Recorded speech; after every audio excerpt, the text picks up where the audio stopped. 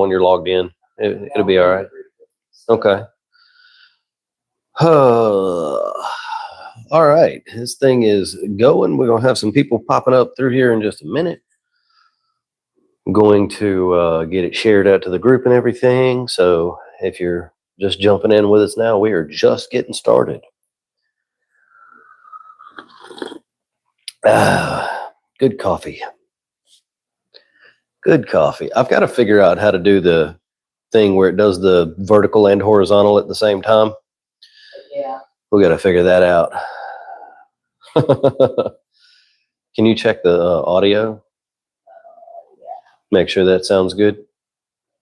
Hopefully it does. I'm going to try to keep it a little more chill today. Make sure that sounds good. Yeah. Hopefully it does. I'm going to try to keep it a little more chill. Yeah, that sounds fine. All right, there we go. We got a couple of people popping in now. How's it going, everybody? Thank you so much for joining us for the stream today. Happy Mother's Day to the mothers out there. We're probably going to say that a whole bunch of times today. We're just going to be chilling, hanging out. We are going to do the announcement for the person who is going to win the consultation. Unfortunately, at this point, entry for that is closed, but it won't be the last time that we ever do something like that. So, that's going to happen again in the future. We'll have other things going on as well, so no big deal. But yeah, we'll see how many people hop in with us today. I know it's Mother's Day, and a lot of people probably have things going on, so we'll just see how it goes. Hope you guys are doing good. If anybody has any questions about your tanks or my tank or any tank for that matter, drop them in the comments, and we'll get started here. Reynaldo, nice to see you. Thank you so much for stopping by. I hope everybody's having a good day. So we'll talk briefly about updates on my tank. So I got all my dosing bottles put up where I needed them to be and got my doser installed and all that stuff so that I could begin dosing nitrate, phosphate, and alkalinity. Oh, the woodpecker's back on the bird feeder. But anyway, I got all that installed, and unfortunately, the doser doesn't make a really tight seal on the dosing line. So once it doses one time, then it creates a gravity siphon from the dosing bottles because I put them above the doser. And I thought that might be an issue, but I really didn't want to have to rearrange my entire control board. Unfortunately, I'm going to have to rearrange my entire control board. And I'm going to have to put those bottles beneath the doser so that it doesn't create that gravity siphon. And yeah, that's not fun, but you know, it's a thing. We'll have to get it done. If you guys are hearing me okay, drop it down in the comments. Let me know that it's good. Did you share it, baby? I did. Okay. So yeah, that's definitely something that's going to have to happen with my tank. I forgot to change the lighting again. Ryan says all good here. Very good. Cool. Glad everything is looking good and sounding good. I forgot to change the lighting again on the tank. It looks very natural to me, to the eye, but it looks very green on the camera. It definitely does. That's not the way that I have the lights set. It's just the way the camera looks. But yeah, I'm pretty pleased with the lights that I have on the tank. I'm actually very pleased with them. The corals are starting to adjust their colors because of the new spectrums. Things are changing around a bit. And yeah, so that's an exciting time. Let's see. Kenny says, I saw your video on the NEMs. However, nothing mentioned on the ease or care of rock anemones. Any info you care to supply? So the reason that I didn't put rock anemones on there, they're my absolute favorite anemone. I love them. Look at this one right down here. This big guy, he's like 8 inches across. He's absolutely huge. I have a whole video just on rock flower anemones. So if you go to my channel and you search the channel for like rock flower or anemones or anything, you'll be able to find that video. And that was why I didn't include it in this one, because I've already covered rock flowers in a lot of depth with a lot of information. So I considered tagging that video at the end of the other one, but I didn't. I ended up not doing that for other reasons, but it's on there if you want to go check it out. Let's see. missing a couple comments here. I'm going to silicone the cracks in the very bottom of my cabinet before I put the sump in. Should I do anything else to the bottom before putting it in and put anything under the sump? So you definitely could. A lot of people like to have that area basically waterproof.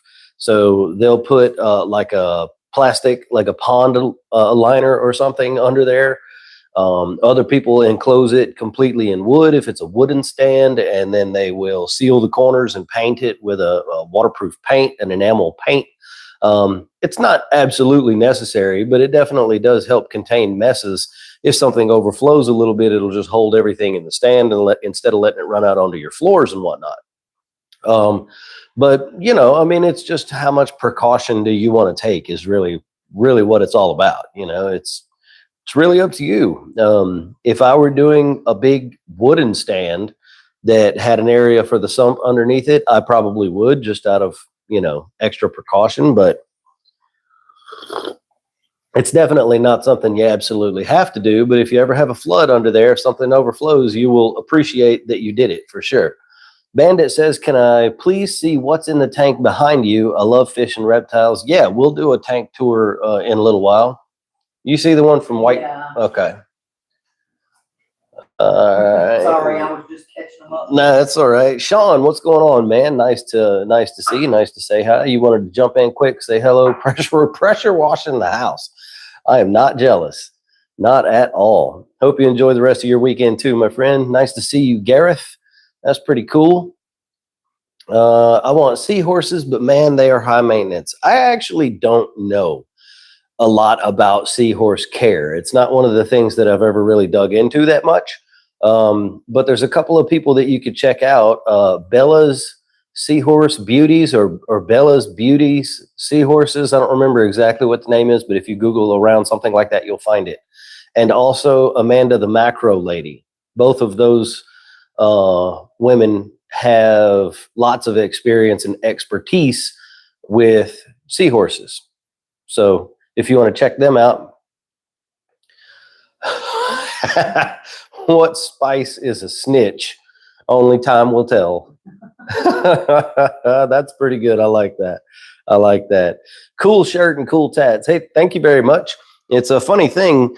This is actually backwards in real life because of the mirrored effect of the stream. So I had to have this one shirt printed backwards, and it's honestly getting a little bit tight from being truthful, but pretty cool. Thank you. This tattoo was done in Virginia Beach, and it is was done for my grandfather because he had a Black Panther with a 13 on his arm, and so I got this done. And then this is my little Bad Bunny. My wife has a matching one on her hand. She comes around here. Yeah.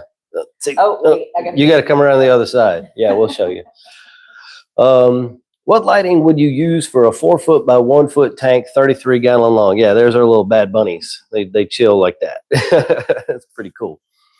4 foot by 1 foot on a 33 gallon long. So can you tell me? Oh, there you go. I'm wanting a soft coral macro algae tank. So let me ask you this. Are you the type of person that would prefer a very inexpensive, like budget type of lighting? Or do you prefer something that's like really nice and lifetime warranty on lenses, but you'll spend a bit more money for it? So if you answer me those questions, I can give you a better recommendation. Whoa, almost spilled my coffee. That would have been a travesty.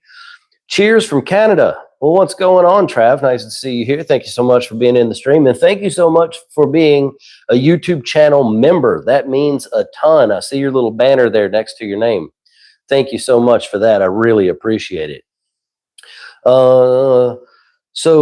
Let's see. Smith, we'll come right back to your question in a second. So let me finish talking to, I lost my shamungus. So for budget lighting for a macro tank, what I would recommend, you probably have to get 2 of them, but it's still not going to be ridiculously expensive. It's the Pop Bloom RL60. I ran one of those on my Refugium tank for quite a while. It did a great job. You can turn the blue spectrums way down, and you get a really nice, like full spectrum white look to the tank. and they have plenty power to grow macroalgae and stuff like that. You're probably going to want to get 2 for a 33-gallon long if it's a 3-foot tank. But even the 2 lights is still, you're only going to spend, I think right now they're like $79 a piece or something like that. But you still do have enough power for those soft corals that you're wanting to keep. So that's what I would recommend for you. Those are going to be good lights. They'll serve you well. What is one mistake you see most new reef tank owners make during the first 6 months? So usually, oh, by the way, Shumungus, if you go to my website, reefrookies.com, on the website, there is a spot where you're going to put the link in. We're about to drop a link in the comments that's going to take you to my Amazon recommended products list on my website. Go down to lighting. You'll find the RL60s.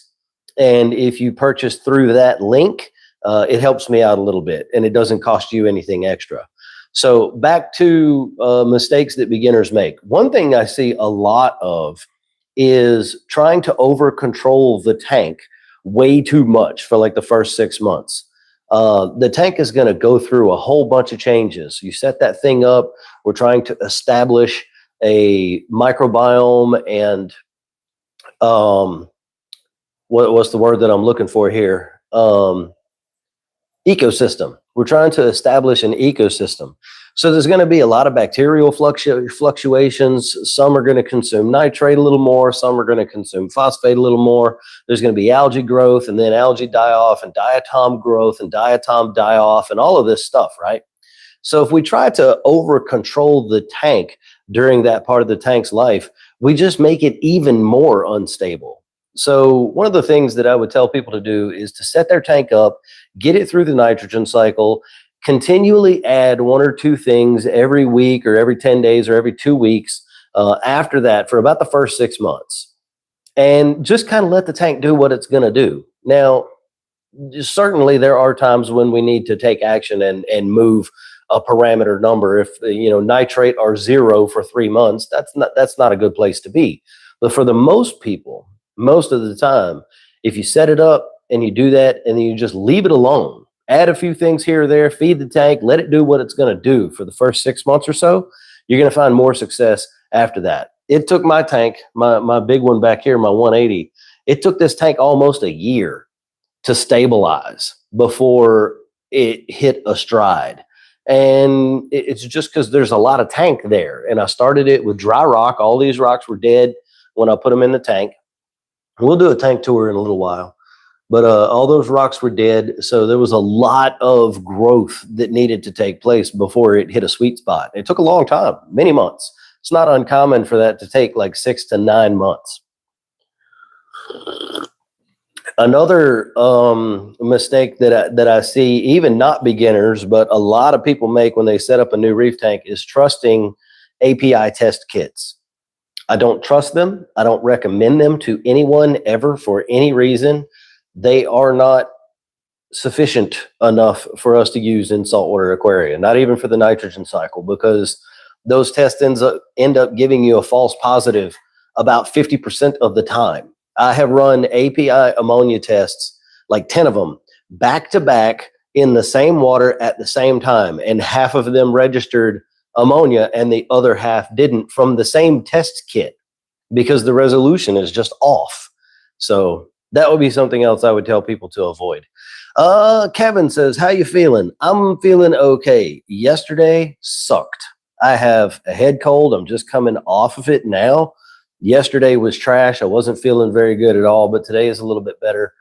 And it's been kind of a quiet day. We got a couple things done here around the house, and now we're going to do this stream, and we're going to announce the winner of the free one-on-one consultation here in just a little while. We're giving that some time for some more people to join with us and pop up through here. So how often are you doing water changes on the wine glass nano tank, and what critters are in it? Let me turn the camera so you all can see what that person's talking about, what Kenny's talking about. So that is my 2 foot tall wine glass mixed reef. Now, I just took a really big green bird's nest coral out of that tank and put it into the main display. So I'm going to be putting another coral or 2 or 3 in there here real soon. It's got the light up there is a Delua Illumagic Pixel in the reefer coloration.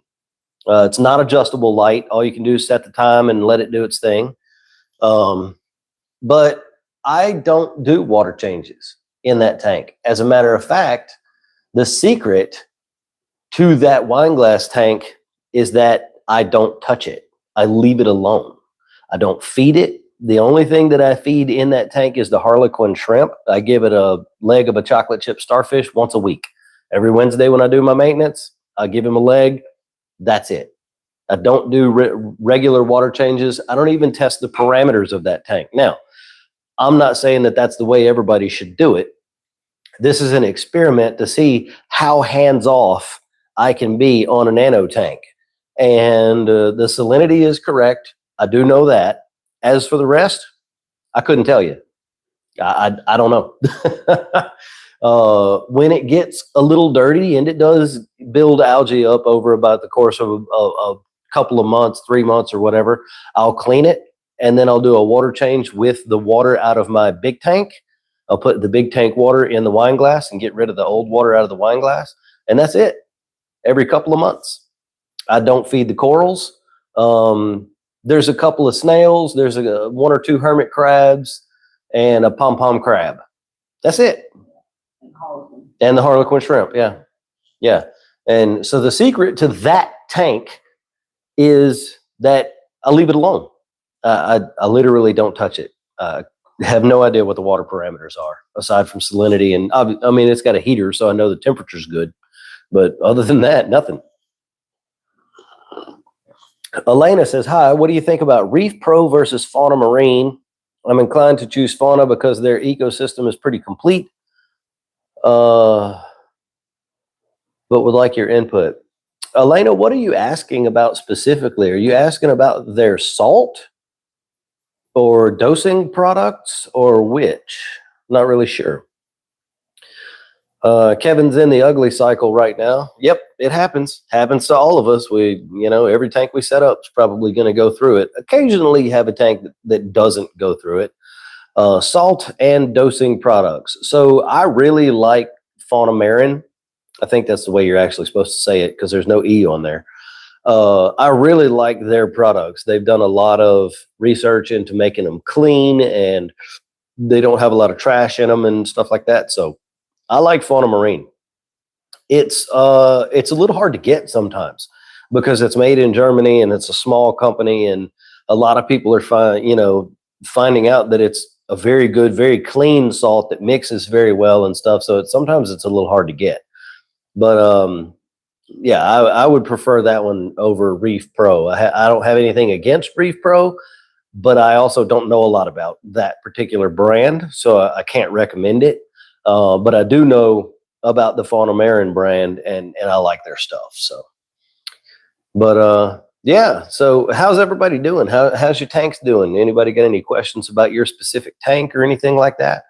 The Sea Cardinal tank, if any of you in here have been following along with that one, it's this tank right here. It's a little 22-gallon all-in-one. It had a hammer coral in it, and I put some peppermint shrimp in there to deal with some aptasia, and they ate the hammer coral, which created a dinoflagellate outbreak in this tank of Ostreopsis dinos. So the only thing that I have been doing to this tank is dosing Tropic Marin nitrobiotic. And it has how do I want to say this? It has decreased the amount of dinoflagellates in the tank considerably. I don't know if it's going to completely kick them. So this Wednesday, I'm going to ramp up the cleaning on this tank a little bit and start doing a little bit heavier on the manual cleaning. There's some green hair algae in there growing and some other stuff. But it's definitely made a huge impact in the tank dosing that Tropic Marin nitrobiotic. And I'm going to have a video coming about all of this.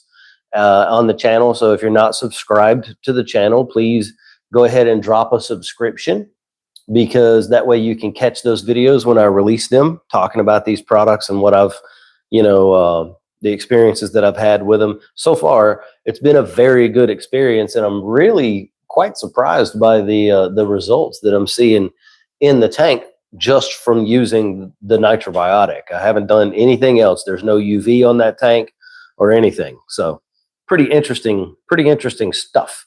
Mathis says, Matt, anyway, says, do butterfly fish eat torches? Mine is picking on it big time. They absolutely could. It's a big maybe type of situation. Did something disappear? Did you take something off? I did a minute ago. Yeah, no, so there was something down at the bottom, but it went away. I think it was YouTube telling me I could do a thing. But yeah, butterfly fish, man, it's always a big maybe with those fish, just like with angelfish, and a lot of the time what we have seen is it depends on how big the tank is. Really big tanks can have angels and butterflies in them, and they might pick at a coral here or there, but as long as they're well fed, it doesn't seem like it's much of a problem. In smaller tanks, when you're bordering on the tank being kind of too small for the fish, you end up with more issues. I don't really know why it works that way, but there's some psychological thing going on with the fish where they're cramped in that environment and they're like, I need to eat as much as possible. So, let's see. Retep, hey man, nice to see you again. You were in the stream last time, so welcome back.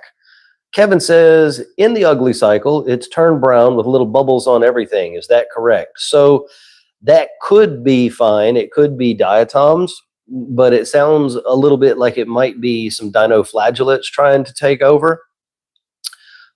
Take a couple of really good, clear pictures of what you're seeing. Put the phone flat against the glass of the aquarium and zoom and focus and all that till you get it in good focus. Taking a picture like from here, a picture that looks like this, we can't tell anything what's going on. It's got to be really up close. So take that picture as close as you can with the white lights on, and post it in the Facebook group and tag me, or send it to me or whatever, and we'll take a look at it and see what we think. For those of you who don't know, my name is Logan, and I run Reef Rookies, the most respectful reef keeping community on the internet. We're here on YouTube, on TikTok, Instagram. We have a Discord community and a Facebook group, and you can find all of that stuff from my website, reefrookies.com. One of the ways that people support the mission of respectful reef keeping and what I do here is by becoming a YouTube channel member. And to do that, you click the join button that's down near the subscribe button somewhere. And I have 6 tiers that you can choose from. One is even just $1. So if you want to help support the mission, you can do it that way. Let's see, 260, 85, 75 tank. It's hard to keep them. So how many feet is 260 centimeters, baby? You want to, can you look that up for me? Oh, God, man. Yeah, I don't. I'm terrible with metric numbers when they get that big. When they're really small and like millimeters, I'm pretty good. But when they get into centimeters and stuff, I lose the plot. But I've got a 3-gallon Nano with a branch of green star polyp, 7 frags, about 9 feet. Really? Okay, that's a big tank. 7 frags of various zoas, green nepthian, zoas are spreading nicely, and I do a water change every 2 weeks. All right. I don't feed it all, a few snails too. Yeah, it's cool. If it's working out for you, that's great. 9-foot tank. Yeah, that's pretty big tank. I would suspect that you should be okay keeping butterfly fish in that size, but like I said, it's one of those things, if they take a liking to your corals, they can just start eating them out of the blue for no reason. And once they start, they never stop. That's the main thing. So, oh, coffee is good. But yeah, so what else? We've got Reef Retreat coming up in about a month, less than a month. We're going to be up in Rhode Island for Reef Retreat, which unfortunately is all like it's all sold out. There's no more tickets. There was only like 200 and something tickets, and we got in really early on that, so that's going to be cool. Here we go. Is the question. Angel says nitrates are 0 on a 20-gallon. What do you recommend to bring it up other than dosing? Okay, so really, other than dosing, really your only option is going to be to overfeed the tank, and hopefully some of that food breaks down into ammonia and thereby helps you increase the nitrate. Any other option is going to be dosing something. That's really your only way. The problem with that is that food also breaks down into phosphate. So if your phosphate is at a good level now, it's going to increase along with the nitrate, because you're going to have to feed pretty heavy for that to happen. And that's not a good situation. You don't want the phosphate going up as well unless it is also very low or 0. So yeah, that's a tough call. My normal recommendation would be to dose nitrate if that's the only thing that you need to move. 0 is definitely not good. We definitely don't want things to be at 0. So, dosing nitrate would be a way to go. It's super easy to do. It's not hard at all. But yep, that's going to be pretty much your only option. I mean, you're either going to have to dose nitrate, or you could do some ammonia dosing, which has to be done very carefully, very specific. But that's dosing. So yeah, the only thing you're going to be able to do really, I mean, is just overfeed the tank. If I started going up, it started going up once I started overfeeding at 0.1.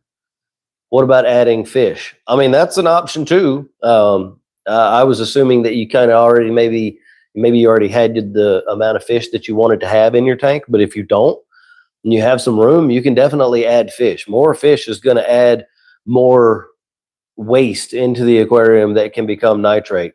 I guess one thing that you probably could do as well would be to reduce your filtration. If you're skimming heavy, or if you have a skimmer, you could turn it off. If you use filter socks, you could take them out, or you could leave them in the tank longer than you normally do. Trapped detritus inside filter socks begins to break down on about day 4 or 5. So if you're changing your filter socks or your floss or whatever weekly, you're throwing most of that away. So if you leave them, that detritus begins to break down and become nutrients again. So maybe that's an option as well. I generally don't like that option because it's really uncontrollable. It's just gonna do whatever it does, and there's no way to really control it. And then if the nitrates are going up and you want them to remain at a spot, but you take the socks away and you throw them away and you clean them, now the nitrates are going to go back down until those new socks get dirty enough to begin breaking down again. So stability is the name of the game. Whatever we can do to make things be where they need to be, but also remain stable, that's the key. So adding fish, yeah, that could work. Overfeeding, that could help too. Yeah, no worries. My personal preference would be to just dose nitrate. I mean, Brightwell has a product called Neo Nitro. You can find it from my website, my Amazon product recommendations list on my website, reefrookies.com. It's in the supplements or additives and supplements, I think, area of the site. And you can find it in there, get it on Amazon. And there's the link down in the comments right there. And then you'll be good to go.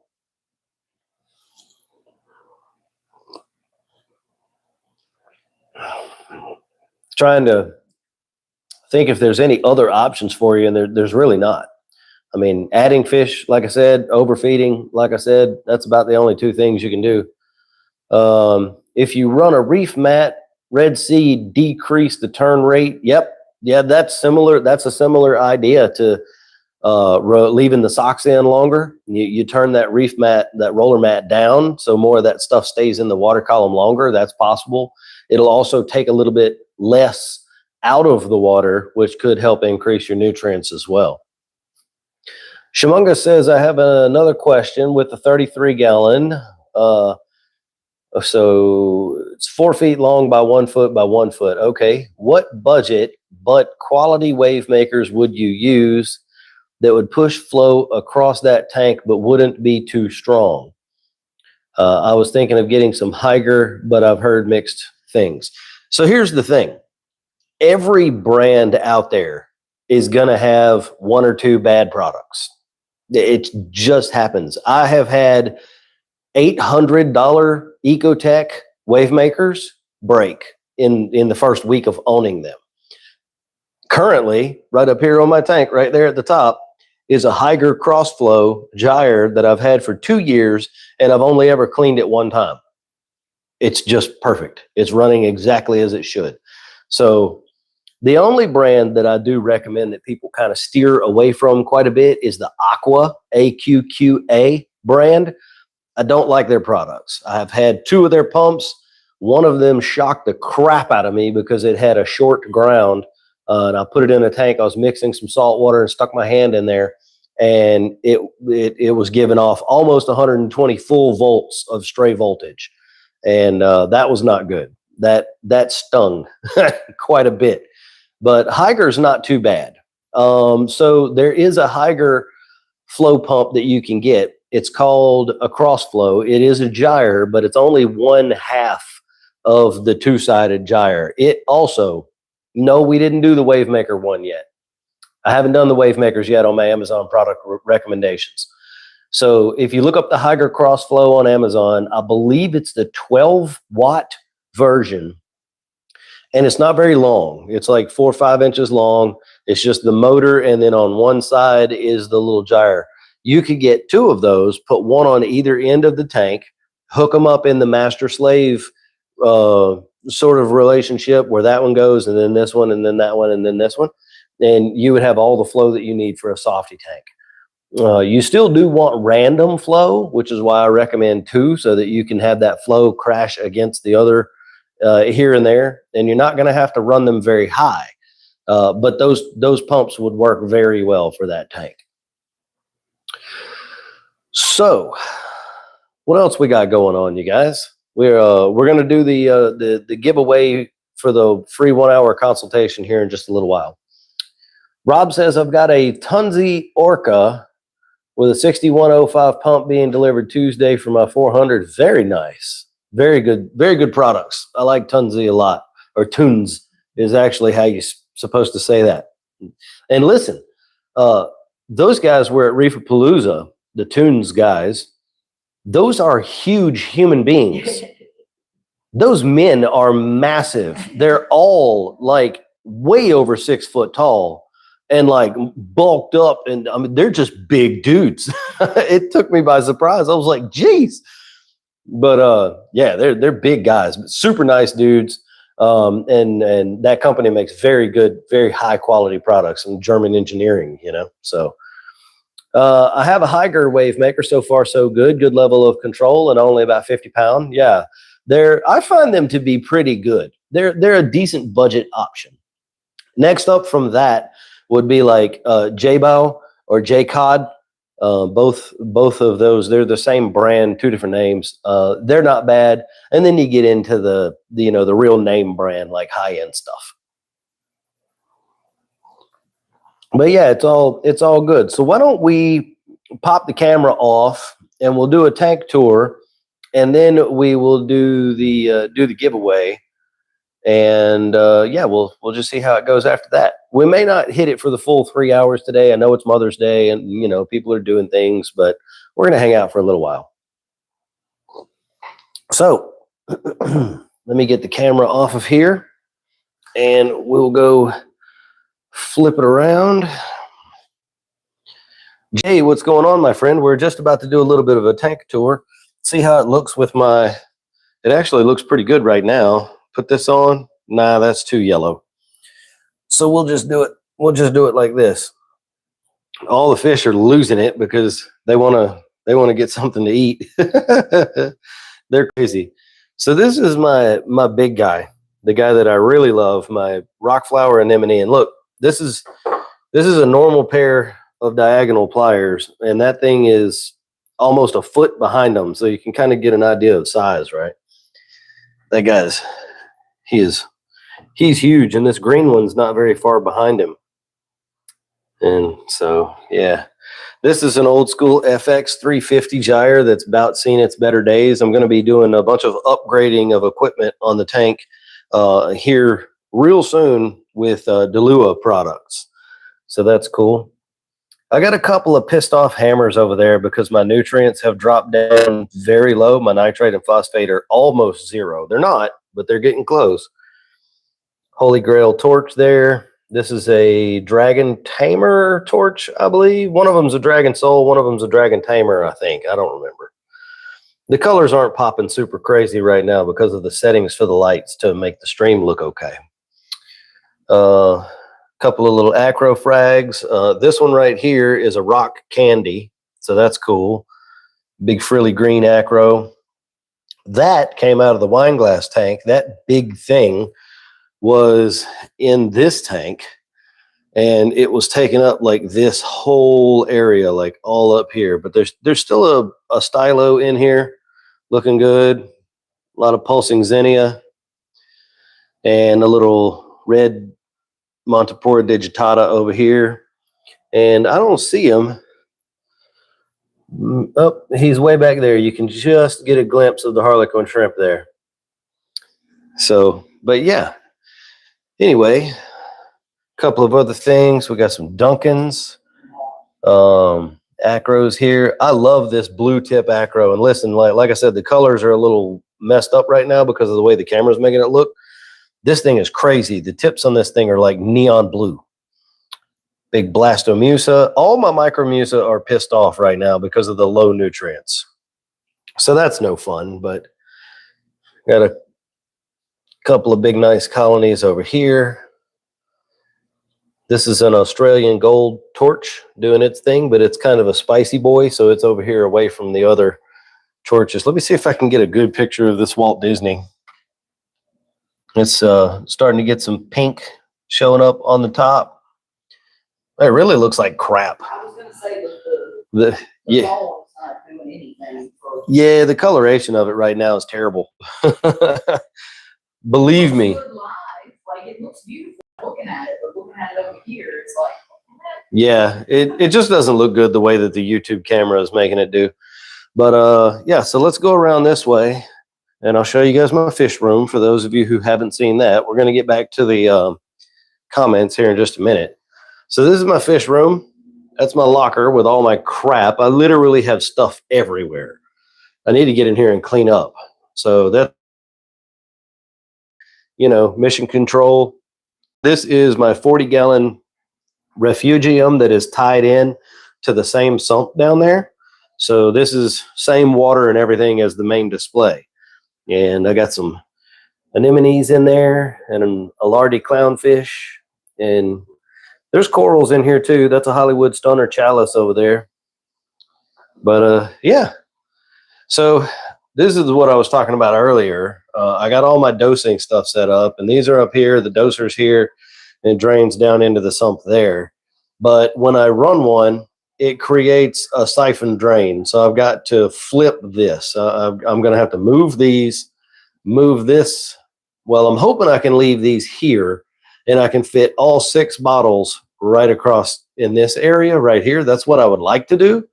And then this is just going to have to move kind of in this area here, maybe. I don't know. I'm going to pack it in a little tighter and see if I can get it to fit. So, yeah, lots of work. Okay, are you ready to do the little spinny wheel thing? This is my dog Minus. He's missing a leg. He's not too worried about anything right now. So give me just a sec.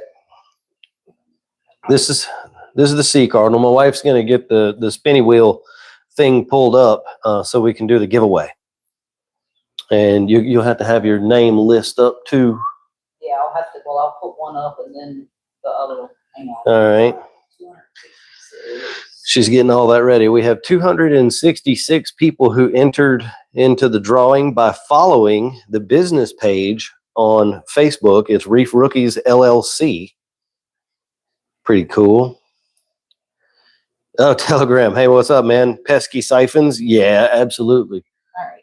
You ready? Whenever you are. All right. Here's all the lists. So let me pull this back around. So here's the list. There's a whole bunch of people. There we go. And we're just doing this really informally. So we got a random number generator here, 266 people in there, and we're going to let this thing pick us a number. Was looking for the spin button. So here we go. We're going to pick a number and then reference the list and see who gets what. And do the thing. 202. Okay, number 202. I'm going to come around to the other side. So let's scroll down to 202 is Paul Adonis. So you are the winner of a 1 hour one-on-one consultation between me and you. We will go and talk about all of the things about your tank, any problems that you have, develop a plan going forward for the future of your tank to make sure that you hopefully find some success. And yeah, we'll talk about all that stuff. So we will send you all the information that you need, Paul. If you're not here in the stream right now, that is okay.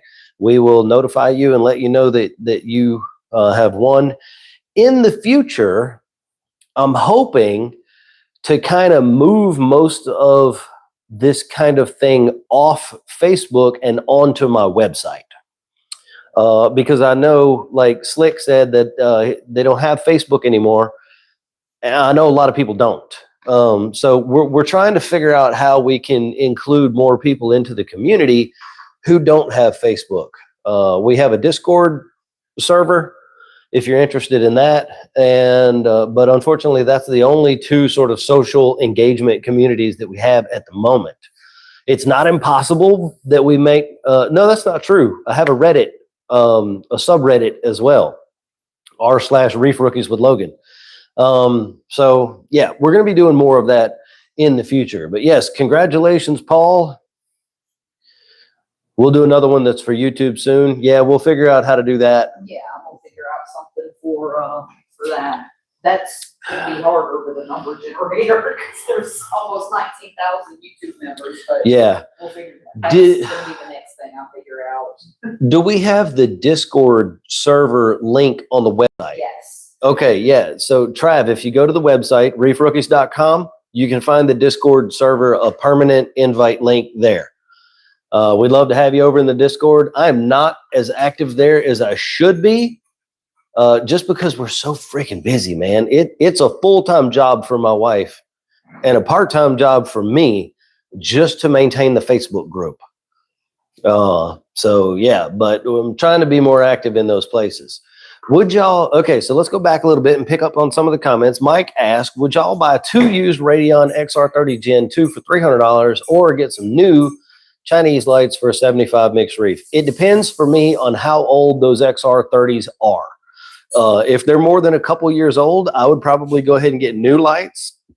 Radions are amazing, but LEDs do have a shelf life. After about 5, 6, maybe 7 years, they begin to degrade in quality. So you're already going to lose a couple of years off of the lights. But the XR30s are good. That said, probably one of the best lights on the market, like bang for buck right now, is the Nano Hyper Reef Gen 2. There's a guy in the comments by the name of Telegram. If you look up his Instagram, you will find some information that where he has been doing like some comparisons between lights using some actual sensors and things like that to get, you know, an idea of what you're getting for your money. And the Nano Hyper Reef Gen 2 scored really high. So those are very good lights to look at as well. And I mean, along with a whole bunch of other ones, you know, it just depends on how much money you want to spend, really. That's what it comes down to. But for me, if LED lights are a couple, 3 years old, something like that, I would recommend passing on those and just getting new ones. Especially because some of the new ones have some really cool functionality. John says, any tips on reading Saltwater nitrate and pH chart? Like when I try to go from 5 to 10 on nitrate and any increase in pH over 8. It's a little difficult. Nitrate, I don't have too much trouble with, but with Saltwater, you're only really going to be able to see if you're at like 5 or 10 or 25. Now, sometimes you can get a real good feel for Saltwater. Like I've been using Saltwater for like 20 years, so I can look at my test and see if something is in the 15 range, but you're really not going to get much more accurate than that. With the pH, it's a little harder. You have to sort of keep in mind that if it has any sort of blue color to it, then it's going to be a little bit over 8. 8 is a very like olive green, right? If it starts getting into the more hunter green kind of color, you're at like 8.2, and if it's more of a greenish blue color, then you're up around 8.5 or 8.6. But yeah, they can be a little difficult to read sometimes. I never say that they're not. They are. I just find that they're one of the better ones to use. Should I put a skimmer on my Evo 13.5? Is it worth it? I mean, it really depends. If you're having a pH issue, it could probably help you with that. If your pH is like consistently low, it'll probably help you. But the problem is all the little micro skimmers, they really don't work that well. The best ones that work the best for those really small tanks. Now, I'm gonna say two things. The best ones that work kind of the best over all the other ones are the old school style wooden air stone skimmers.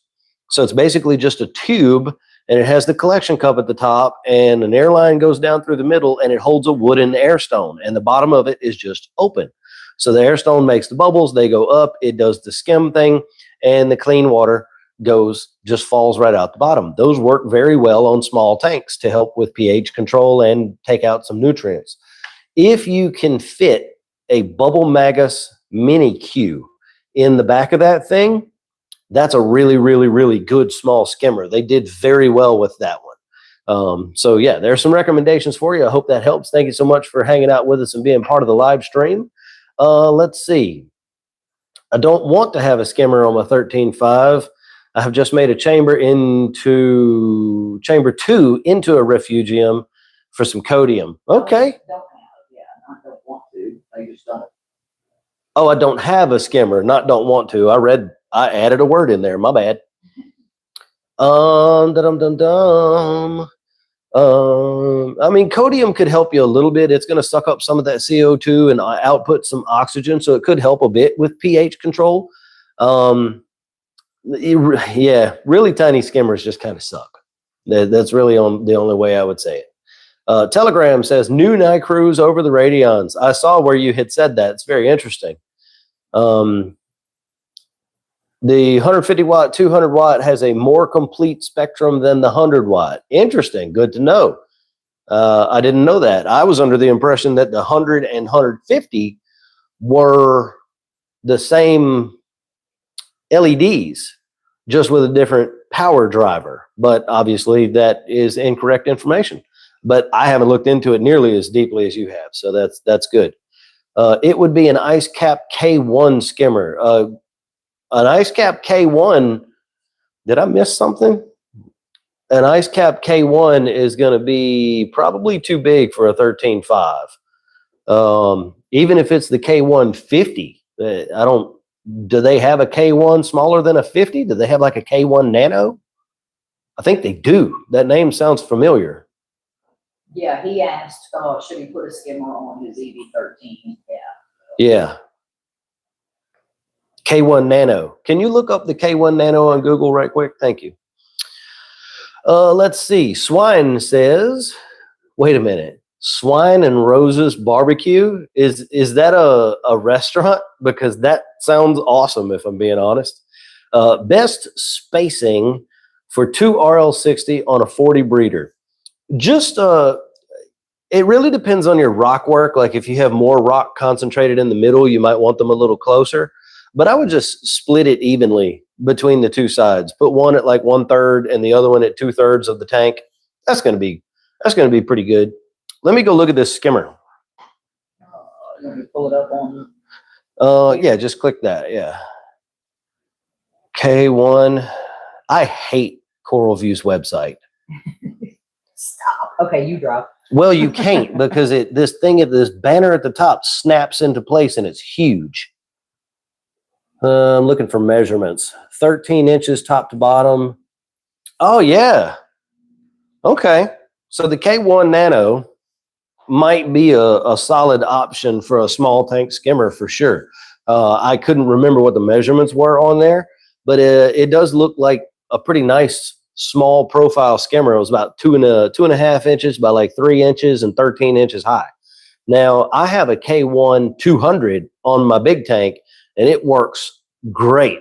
It's an excellent skimmer. I've not had any trouble out of it.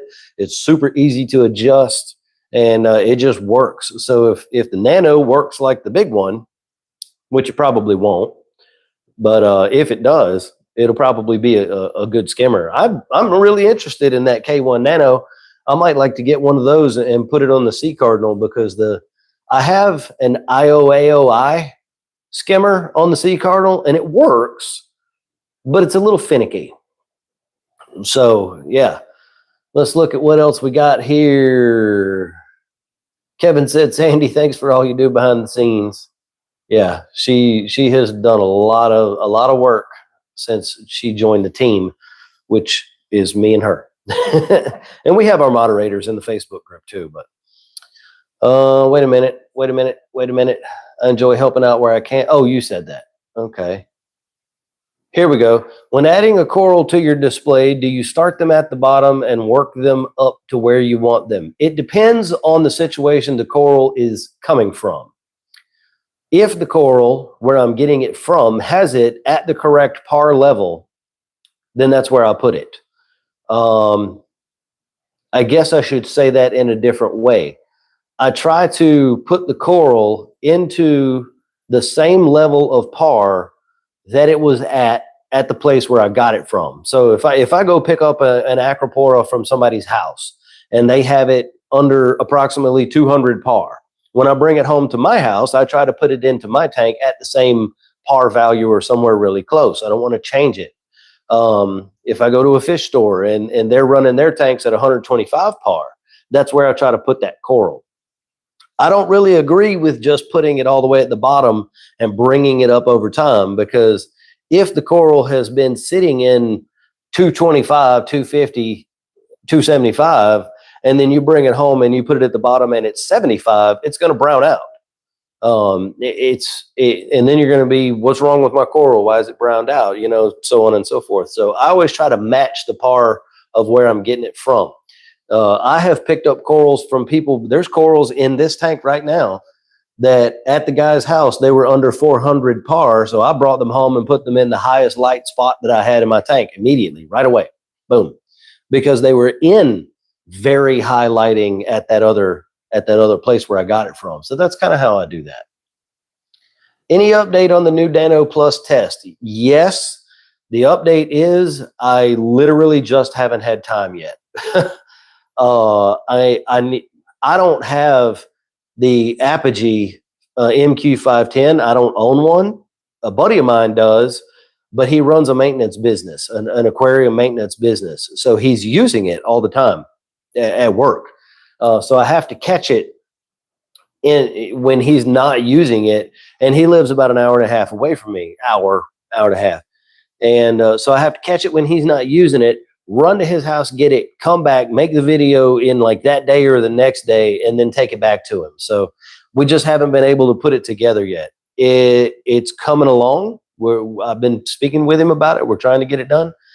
But unfortunately, at this point, it probably won't be until at least the end of June, because we got to go to Reef retreat and come back from that, calm down from that, and then hopefully I can do it. So I haven't even been able to compare the new Nano to the old Nano yet, because I just haven't had time. We have been rocking and rolling since we got home from Reefapalooza. We have filled probably 50 or 60 It's 3D print orders. I mean, it's been like 5 to 8 a day coming through. And if you 3D print, you know, I mean, I've got a print going right now that's going to take 21 hours to finish. So yeah, it's been a thing. Trav says Sea Torch are great skimmers. See, that's the second time I've heard that Sea Torch name in 2 days, and I don't know anything about them. I've never heard of that brand. I don't know if that's just a Canadian brand, because the other guy who was telling me about it, he's up in Canada too, unless you're him, which could be happening, but his name's not Trav. It's close, but it's not Trav. Anyway, Mr. Monks said, I used the K1 Nano and it was awesome. Very cool. Love to have a good review from somebody who's used it. I have a Tunes 9001 in a BioCube 14. That one also is a pretty good small skimmer. The 9001, the 9004.1 is also a pretty good one from them. Let's see.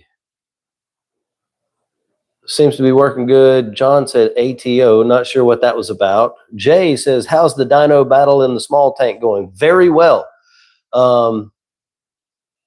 Telegram says, bring the Nano to Reef Retreat. I'll bring goodies for comparison. Are there going to be any tanks there that we could measure in an aquarium scenario? Is anybody going to have tanks set up at Reef Retreat? So yeah, Jay, check it out. Let's go over here and look. So this is actually beginning to look very good. You can bring a tank. Oh, wow. Well, I mean, I guess that's possible. You know, we could just take a look at them and see how close they are to the apogee. For those who don't know, this is my 22-gallon Sea Cardinal all-in-one. This is a brand partner tank. Check them out, www.seacardinal.com. We put these tanks together put the tank together in partnership with one another. It's a super nice beginner entry-level type of tank situation. But I had a hammer in this tank, and I put pistol shrimp in here to handle some aptasia, and they ate the hammer, and I think that caused a dinoflagellate outbreak in this tank because it happened like the next day. And it's Ostreopsis dinos. So this tank has been covered in dinoflagellates for a couple months, I guess. And obviously there's some green hair algae and some stuff still going on. But what I've been trying to do to this tank is just only dosing Tropic Marin nitrobiotic. That's it. I haven't done anything else to it. I've changed the filter sock or the filter floss. I've changed that a bit, put new filter floss in it, scraped the glass. But I haven't run UV. I haven't dosed any other product other than that Tropic Marin nitrobiotic. And I have seen a massive decrease in the amount of dinos that are in that tank. So I think at this point that we could probably say that product would be a good one to use if you're battling dinoflagellates. You're still going to have to do the other things too, but especially for like Ostreopsis, if you put a UV, the pistol shrimp is just going crazy. I don't know if you guys can hear it. He's snapping a bunch. But like with Ostreopsis, if you are already using a UV to try to help, adding the nitrobiotic might be the thing that just kicks them in the butt. I haven't tried it on multiple tanks. This is not the scientific method. This is an anecdotal thing. I dumped the stuff into one tank that had dinos, and I'm seeing less dinos. But I've heard of other people having exactly the same. Look, I can't show them. It's hot. I won't. But I've had other people tell me the same thing, that they have used their product. That there was a guy, CJ's Aquariums on YouTube. He noticed that the same thing, Tropic Marin, really seemed to help. Telegram says he can bring a tank. Okay. To Reef Retreat, yeah. You're sending nitrobiotic out for testing. Interesting. What kind of testing are you doing, or can you talk about it yet? I would like to know the results of that testing. Oh, by the way, guys, at Reefapalooza, I was talking to the people who own Microbe Lift, the bacteria company. This guy is like snap, Yeah, he is. crackling, popping. He's happy apparently, or mad, one or the other.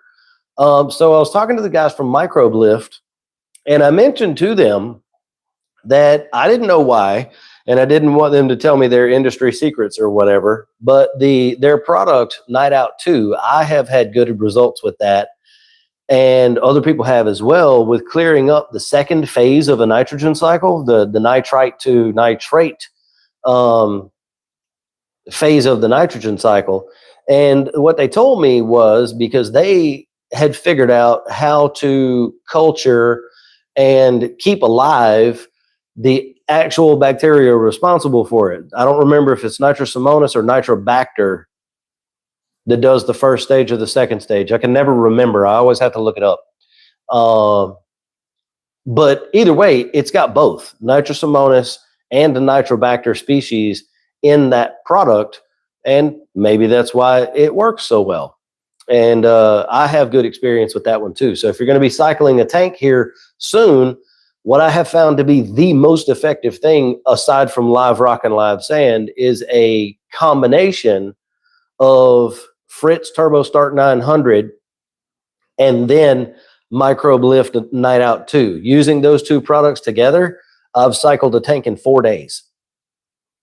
So pretty cool stuff. In coral warfare, There's one above that. there is one above. Okay. 123. Oh, okay. Yeah. Here we go. Lettuce says, I'm looking to pick up 3 Magnum 350s for $50 today. What is a Magnum 350? Should I know what a Magnum 350 is? Is that a car? No, it's not a car. Can you give me a little bit more info on what product you're talking about? Let's see. In coral warfare, in a It's a canister filter. canister, can you look that up, I got please? it up right now. I'm not a. Oh, you got it up? Yeah. Hang on. I love that live streams are so informal. Oh, Marineland Magnum 350, 350 gallon per hour canister filter designed for both freshwater marine aquariums up to 100 gallons. I've never used one. It's an interesting looking canister filter with a big sort of cylindrical, oh gosh, I just hit the dang thing. It's kind of precarious with the tripod and all the lights with the stuff.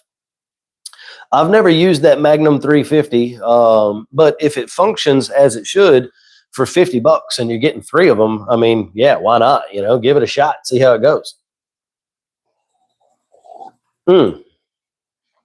So let me go back to this. I've been on this one 3 times, James.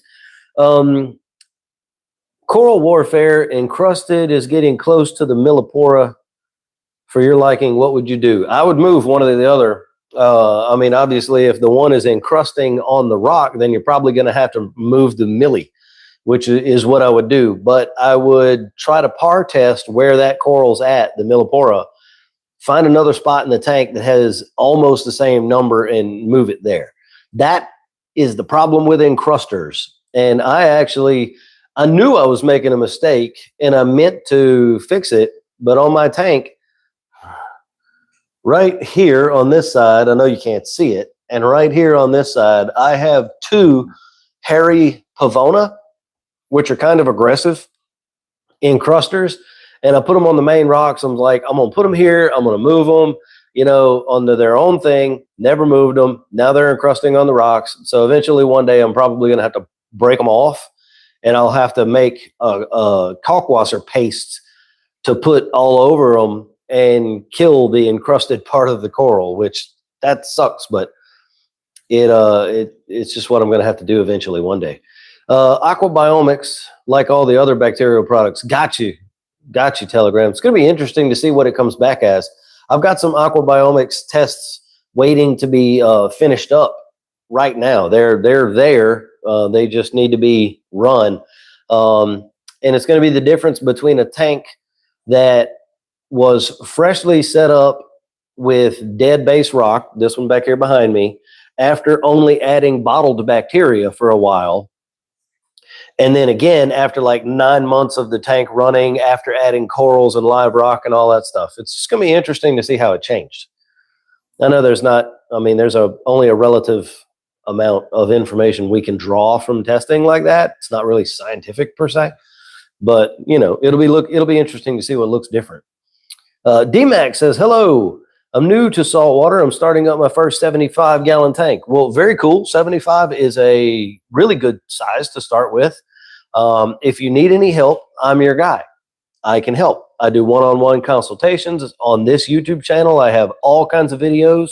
If you have not yet watched it, go find my playlist that is called Saltwater Beginners Start Here. We're going to drop a link in the comments for that. Yep, there's going to be a link in the comments just a minute to help to send you there. It's a really great playlist that I put together that gives a lot of information for beginners and what you're going to experience in probably the first like 6 months of having that tank set up. So make sure that you are subscribed. We have a Facebook group as well called Reef Rookies with Logan and a Discord channel. I sell 3D Etsy prints for reef tank stuff. All that can be found on my website, reefrookies.com. Cool. Ashley May. Look.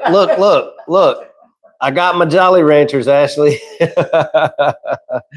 So, yeah, matter of fact, well, I'm not done with my coffee yet.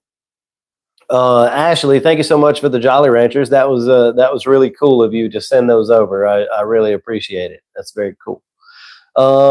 Fun change to see. Yeah, I think so too. Telegram.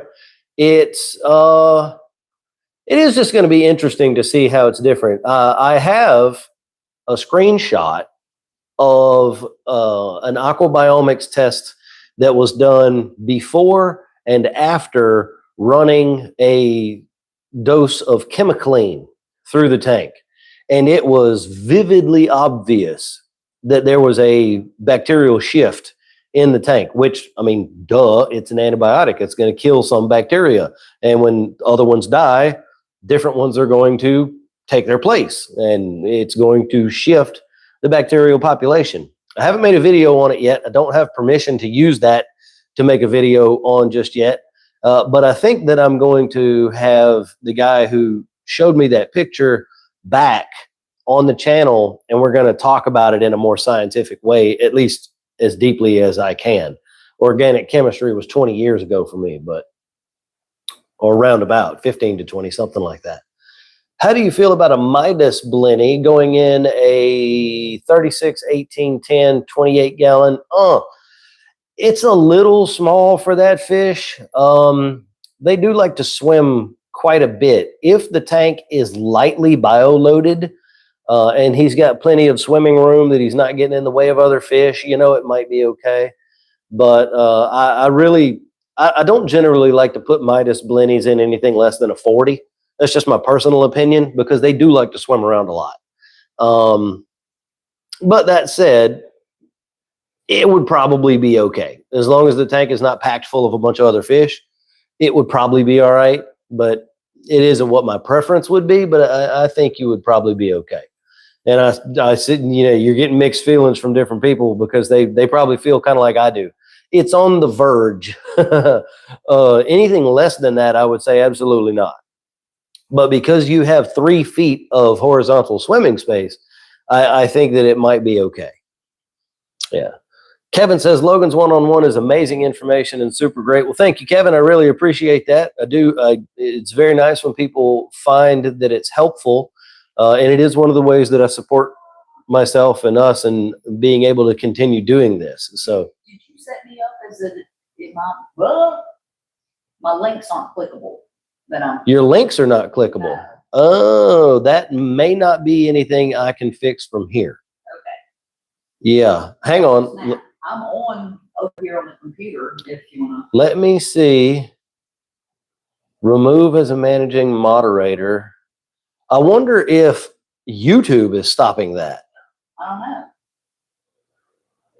Because I don't have any options to change it. Bear with us, guys. We got some technical crap happening. It won't let me adjust anything from here. You won't be able to adjust anything from there. because you're logged in under Piece of a Reef and not me. Well, I don't know if it'd mess up though if I logged in under you. Yeah, maybe there's some stuff in the back Yeah. that I can go. I'll check with my buddy Doug, Brian G. Johnson's Doug. I'll check with him. Okay. So for now, most of what we're talking about can either be found on the YouTube channel or on my website. So those are the two places to look for things we're talking about right now. Hey, turbo powered 88 Civic. Cool. What engine and turbo are you running? I'm interested.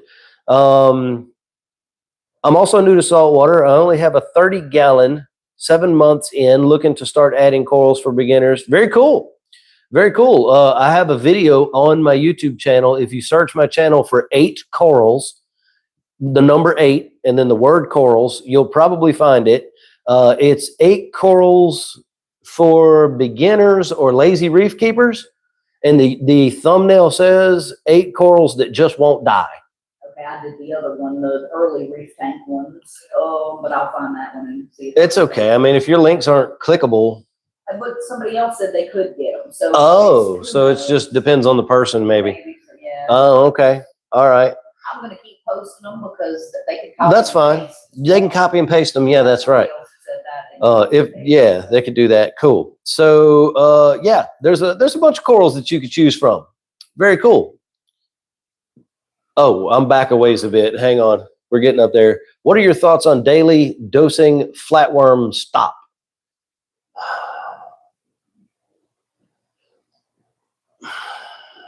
I don't really have any thoughts on daily dosing flatworm stop. If you are fighting flatworms, my preferred product for that is Flatworm Exit.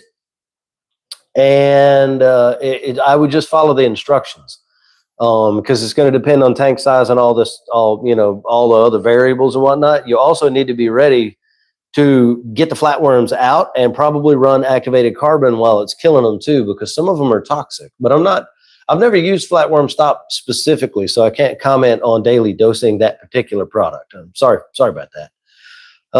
B-Dog says, thanks. Cool. Definitely take that into consideration. The tank will be lightly stocked. Chalk bass, clowns, neon goby, and a Midas. Yeah, you should be all right with that, B-Dog. I mean, it's, that's a light stock on the tank, so it should be good. Martin, you're very welcome. Thank you so much for stopping by the stream today. James says, how do you know that your LED lights are getting old, and how long do they last, and what's the first indication of them going bad? And also, how often to change them out? That's a lot of questions.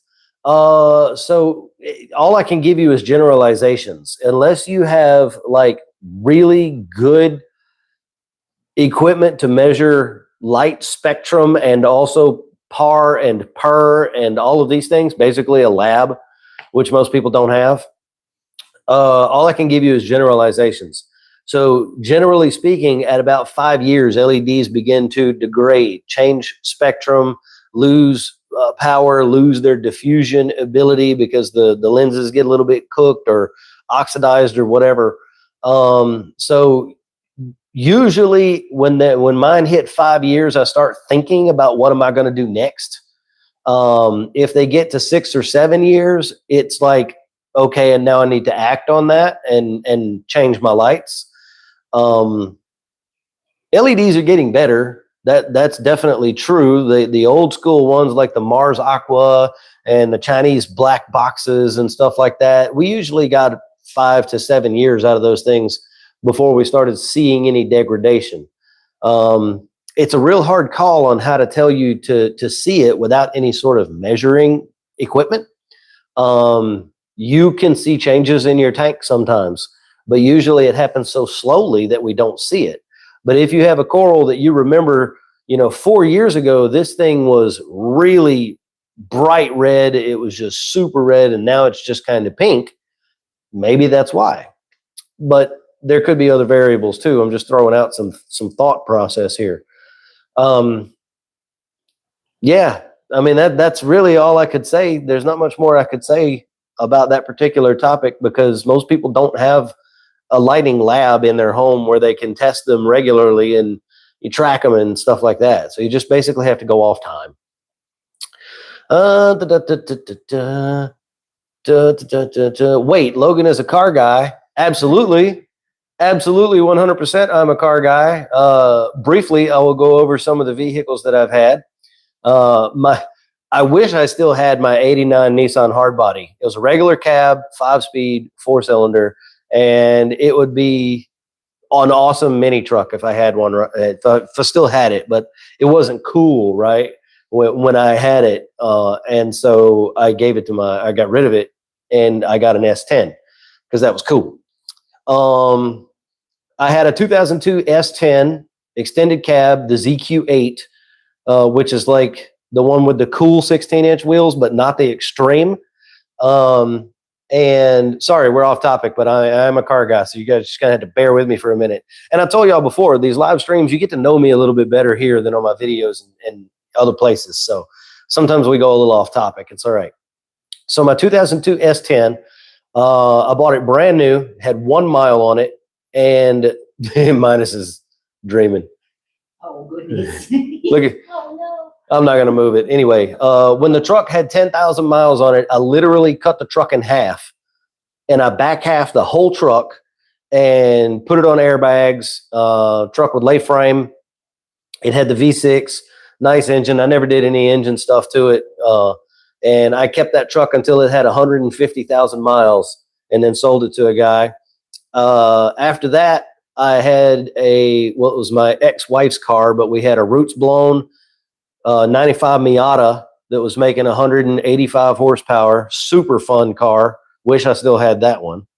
After that, I had a 2002 Dodge Ram 2500 diesel with a 6-speed and a whole bunch of money under the hood. It was making 600 horsepower and about 1,100 foot-pounds of torque. It would literally rip the lugs off of the rear tires of the truck if I got on it too hard. The only tires I could keep on it were Michelin MS2s. After that, I had a 95 Mustang GT convertible, and I built a 331 stroker to put in that car with a big, stupid floppy cam. Sounded like a rail dragster. I loved it. Built the motor for boost, never boosted it, sold it to a buddy. He put a Borg Warner S366 turbo on it with E85 and was making 625 horse at the rear wheels. He ran that car for 4 years. I'm almost done. He ran that car for 4 years before the motor kind of went, and it didn't die, but it was showing some signs of, I've been making 600 horsepower for 4 years. So it's got a supercharged Coyote in it now. After the Mustang, I had a Ram pickup truck that wasn't real special. F-150 would have been the next. Oh, the next cool one. Well, I had the Turbo Veloster. Oh, yeah. I had a Veloster Turbo 6-speed. That was a fun car to drive. And then I had an 07 F-150 with the 543 valve with a roots blower on it. It made about 500 horsepower. It got about 1 mile per gallon when I had my foot in it. And I sold it and got a Rock Creek Pathfinder that I drive now because I just can't work on them anymore with my back. Anyway, so yes, I'm a car guy. Sorry about that blurb. But anyway, suggestions to where to get fake corals for tank. I actually don't know. I would check saltwateraquarium.com. It's not anything I've ever looked for, but what you want to look for are silicone aquarium decorations. So I'm sure you can find some if you look around for those. Yeah,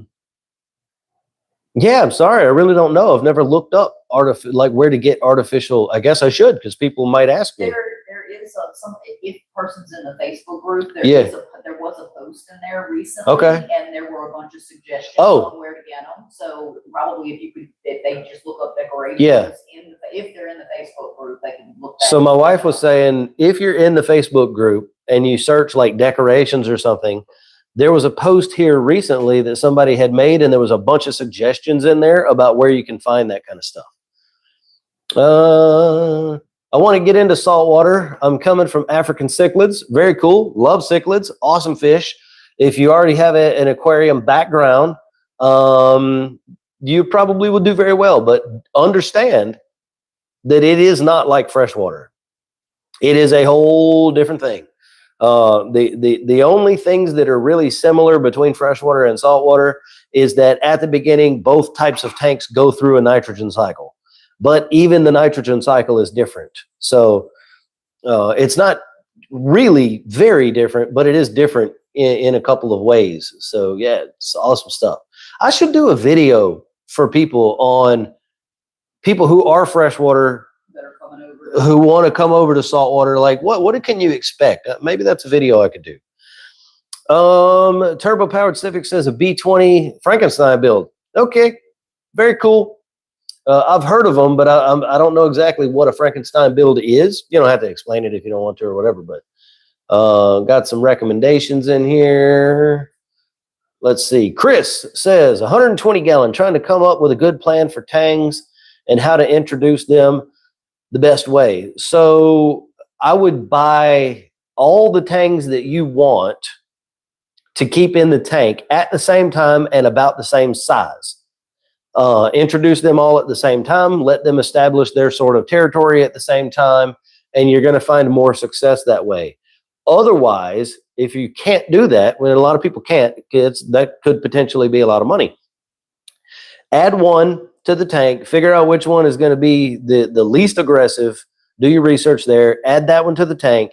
When you get the next one, put that fish in an acclimation box in the tank for 2 weeks at least. Let them get acclimated to each other, smell each other, see each other when you feed the tank, stuff like that. Then release that one, give it a week or two, make sure there's no aggression, and then you can repeat that process again.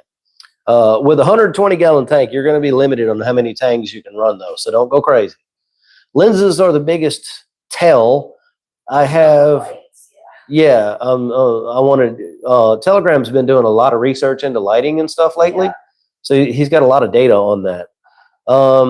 I have lens-free Mitras that are 6 years old, and they still test similarly to when new. Interesting. So it's not necessarily maybe so much that the LEDs themselves are degrading. It's that the lenses that are over the LEDs may be the problem. Very cool. Nobody's really studied that in a scientific way other than I think what Telegram's doing right now. Which ones would be best? Should I do 2 or 3 yellows? Wait a minute, what were we talking about? Oh, the tangs? Which ones would be best for 120 gallon? I would probably put a 2-spot or some other type of bristle tooth tang. I would probably do a coal tang, K-O-L-E. I might put a yellow in. A small yellow would be okay. I wouldn't put a sailfin or an Achilles or a Naso. Maybe one of the powder, either powder blue or powder brown, but that would be about it. Yeah. The other ones are just going to get way too big.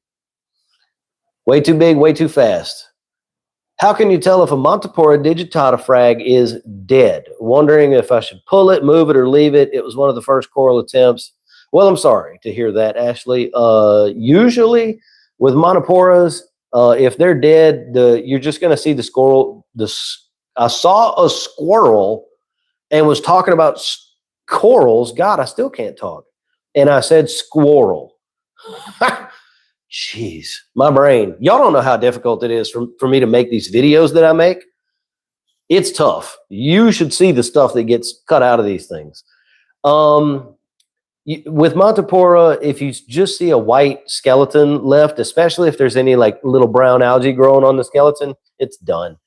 If the coral still has any polyp extension at all, anywhere, or any color anywhere, you might could save it by fragging off that little piece. But yeah, I mean, if it's just white and you don't see any skin or any polyps, it's gone, and that's unfortunate. I'm sorry to hear that. James, I have to install. Wait, me to install 89 C1500, 1700 horsepower, turning down to 900 to be more streetable. Hard to handle with a 4500 stall. Yeah, I'm sure it is. 4500 stall, you got to rev that puppy to the moon just to get it to move. All the car guys are popping out of the woodwork now. Love to see hobbies overlap. My wife and I were just talking about that the other day. about how there is a lot of overlap between certain hobbies, and definitely saltwater aquarium people, a lot of those people are automotive enthusiasts too. There's also a huge crossover in the RC world, RC trucks and boats and planes and helicopters and stuff like that. There's a huge correlation. And also fishing. I love to go fishing. It's one of my favorite things to do. I'm going tonight. As long as the weather holds out, I'm going to be out there about 11 o'clock tonight doing a night fish. But it is pretty interesting how the hobbies converge like that. Do you post anywhere on your site or social media where you're looking for anecdotal information from the rest of us about specific things, like, say, for instance, on certain products or processes? We do not, but that's a great idea. Yeah. I've already written My wife wrote that down. I'll say this, I have asked for things on my Facebook group sometimes. You know, if anybody has any experience with XYZ species or XYZ product or things like that, but nothing formal. Research is very labor and time intensive, especially with reading. So I have not yet reached the point where I'm doing any sort of like real and true sort of research. There's some things that I'd love to dig into. I just don't have time yet or budget. But having people do it in the thing, But yeah, you gave my wife an idea. So her brain is smoking right now. So just give us about 3 days and she'll have it figured out. Turbo Civic says a build with a smaller turbo that is not a K series but kicks out up to about 350. That's cool. That's very cool. Yeah, I love it. We actually have a Civic. We have a 2000 Civic. I think it's a LX. I honestly don't remember the trim. It's a very basic car, but it is in excellent condition. We bought it about 6 months ago or so. It's got 61,000 miles on it. It's all original. It's that sort of teal blue color with the blue interior, and the car is basically perfect. It's untouched. So that's going to be a very cool. Be sure to tell them that they can subscribe to the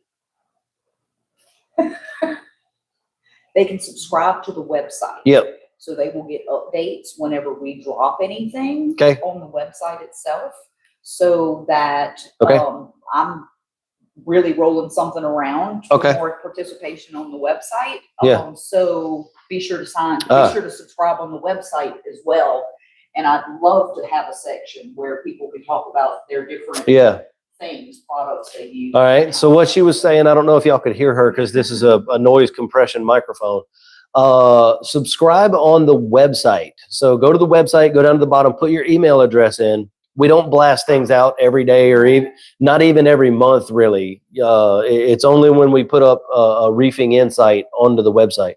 But she's rolling around some stuff about how y'all can submit your experiences with things and stuff like that. So reefrookies.com, put your email in down at the bottom, and yeah, let's we can do that. Kurgan says, I put a baby Regal Tang into my established tank and I haven't seen it since I put it in over a week ago. That's a difficult one. Tiny tangs can hide in very little tiny spaces that you cannot see from the front or sides of your aquarium. Unfortunately, the only thing you're going to be able to do is just give it time and hopefully it gets comfortable and comes out. Always, always, always, when you're introducing a small fish into an established tank, acclimation box that dude for a few weeks just to make sure that it's eating well, get it used to the environment, and get it used to the feeding regimen and all of that, so it can smell the other fish can smell it, so on and so forth. Don't always do that. And after a quarantine, QT first, acclimation box for 2 weeks next. I know it takes 3 to 4 months to do that properly. I know, but you will find more success in keeping more animals alive doing it that way. So we got 61 people hanging out in here with us. I think that might be probably the most that we've ever had, maybe. I don't know. It's pretty cool, though. I think we had up to 80. Were we up to 80 once before? Okay. Look, I know people who have 100,000 subscriber YouTube channels and only get 12 to 15 people in on their live streams. So I would say we're doing pretty good. Let's see. Wayne says, I want to say thank you for your videos. You have made a big impact on my reefing, and thank you so much. Well, thank you, Wayne. I appreciate that very much. It means a lot to me when I get the feedback from the community that the things that I'm telling you in the videos and the information that I'm giving you is helping. So that's very cool. It also lets me know that I'm doing the right thing with the way that I say it, the way that I present the information. Because there is a lot of different ways that the information could be presented. And so it helps to know that it helps you guys. I think Shelly meant I'm just starting out with a new 75-gallon tank. Aquascaping is done, but just now cycling, use a raw shrimp. Okay, so, I mean, that method of cycling works. It's a little old. Can you, yes, top off my coffee. I've been talking and not drinking it. A little bit of the caramel stuff, please. Okay, Thank you. Yeah, just like a teaspoon of that. Okay. Thank you. So the shrimp way of cycling a tank definitely works. It's a bit old school, takes a little bit longer than I care for, but it definitely works. So welcome to the hobby. Make sure that you join our Facebook group. If you use Facebook, it's called Reef Rookies with Logan. We'd love to see your progress on the tank and all of that stuff. Subscribe to the website, reefrookies.com. At the bottom, put your email in, because any announcements we have are going to go out through there. Big stuff. So yeah, do that kind of thing. Rockhound says we need an outtakes video. That would be funny. No, we don't. We don't, because it would pretty much just be F-bombs constantly. Blobbity, blobbity, blah, bang, F-bomb.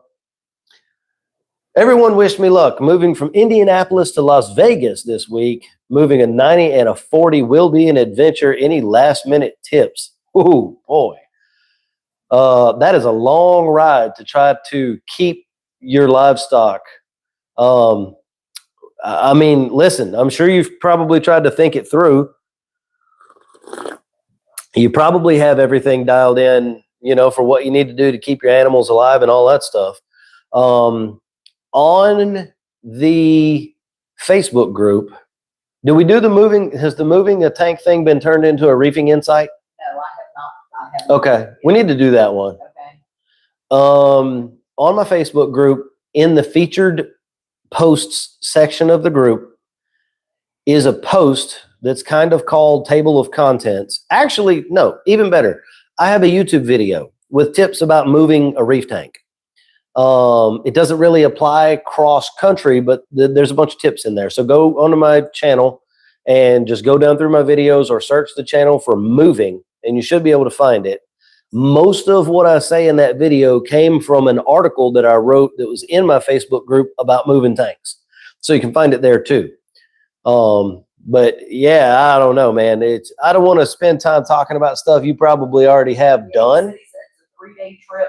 Mini 5-gallon buckets, heaters on a battery backup. Oh, I see the comment. Yeah, battery powered air pump for the fish. Yeah. I'm sure you've probably thought it through. I'm building an 08 G37, my first Asian car coming from American Muscle. Very cool. My Pathfinder has a VQ35 in it, which is the same motor that's in that G37. And if it's the V6. And they're great engines, and they sound awesome with the right exhaust setup, but they sound like absolute trash with the wrong exhaust setup. So make sure you do your research on the exhaust that you want to run on that car. And obviously they respond to boost really well. You can push that motor up to 450 or 500 horsepower just with a little boost and a tune. I'm building a Cat C15 for a Pete 379, 650 horsepower heavy hauler. Yeah, no doubt. My dad used to be a cross-country trucker, so have a little bit of experience and knowledge in that, but not much. Let's see. Dosing question from James. Is it okay to switch supplement brands to help offset cost? For example, I'm looking to switch to BRS Pharma from Red Sea to save some money, since BRS I can make a gallon versus 1,000 milliliters. Yes, absolutely. You can switch. You're definitely going to have to be very careful with the switch and make sure that it doesn't spike anything or do anything crazy like that. So double and triple check your math. But yeah, you can absolutely switch, no problem. You can even go DIY for all that stuff if you really dig into it. Calcium, magnesium, alkalinity, nitrate, phosphate, all that stuff can be DIY'd. Trace elements are really hard to DIY, so I wouldn't recommend that. But definitely, yeah, you can switch. Jay says, my Goni has been closed up receding for over a month. Tried moving it in and out of flow, different areas, high par, low par, no positive result. Tank is stable. Other corals are happy. Any ideas? Jay, I don't recall talking with you about if you are running any sort of a trace element dosing program. Gonipora in general, and you may know this, Jay, but I'm just talking for the stream. Gonipora in general really appreciate good levels of certain trace elements. Vanadium, strontium, manganese, and molybdenum, I think, are like the four that are really kind of most important for Gonies. So there's that, but also Goniopora really appreciate feeding. So I know I say all the time that we don't have to feed most of our corals, and that is true. But Goniopora is one of the ones that does appreciate feeding. Phytoplankton, especially live phytoplankton, like there's a blend from Bulldog Reef that is like 4 or 5 different kinds of phyto. It's brown. You could spot feed that to your Goni with no flow in the tank for a few minutes and let it take in that. Some of the powdered foods, I've been using one here recently. Hang on, I'll get it. I've been having really good results out of this food. I have the entire line of food that I am trying. Yeah, this is it. It's from Easy Reefs. There we go. It's a plankton blend, powdered food. So powdered like reefroids, but it seems to be very clean. I've been dosing the crap out of this stuff, and my nutrients are still quite low. So you can see right there, that's like a powder sort of blend. It seems to be a good food, and I'll tell you this too. I have the Easy. It stinks, so I don't know if that's good or bad. But I have the Easy Reefs, these pellets right here as well. And this is the only pellet that my bang-eye cardinal fish has ever eaten. That dude only eats frozen. He's never eaten pellets before, but he eats these. So that's very interesting. The fish actually are begging for some right now. They love this food too. I was using Dimax food previously, and I still have a bunch of it down there. But the fish absolutely love this stuff. They go nuts for it. This also really stinks, which I guess is a good indicator of there's a lot of biological stuff in this food. It says it's made in Spain, so I didn't know that. Composition, aquatic invertebrates, glycerin, fish oil, macroalgae, is Chondrus crispus and I'm having a hard time reading this. Lactuta. So it's got ova lettuce in it and chondrus in it. Microalgae, Isochrysis and Tetraselmis, and a couple of other ones, Nanochloropsis. So it's got basically all the phytoplankton in the fish food. And that's it. That's it. So it's basically, it's a mixture of like copepods and phytoplankton and macroalgae in a fish food. Very cool. And like there's a few other. No, there isn't anymore. That's all the ingredients. There's no like inactive ingredients or anything else that it says, like fish meal or anything like that. There's none of that. So interesting stuff. they did send me that for me to check it out and see what I thought about it. And so I agreed that I would test, feed it to the tank, check it out, see what the fish thought about it. These are 2 different size pellets that I was giving them the 2 millimeter ones a minute ago.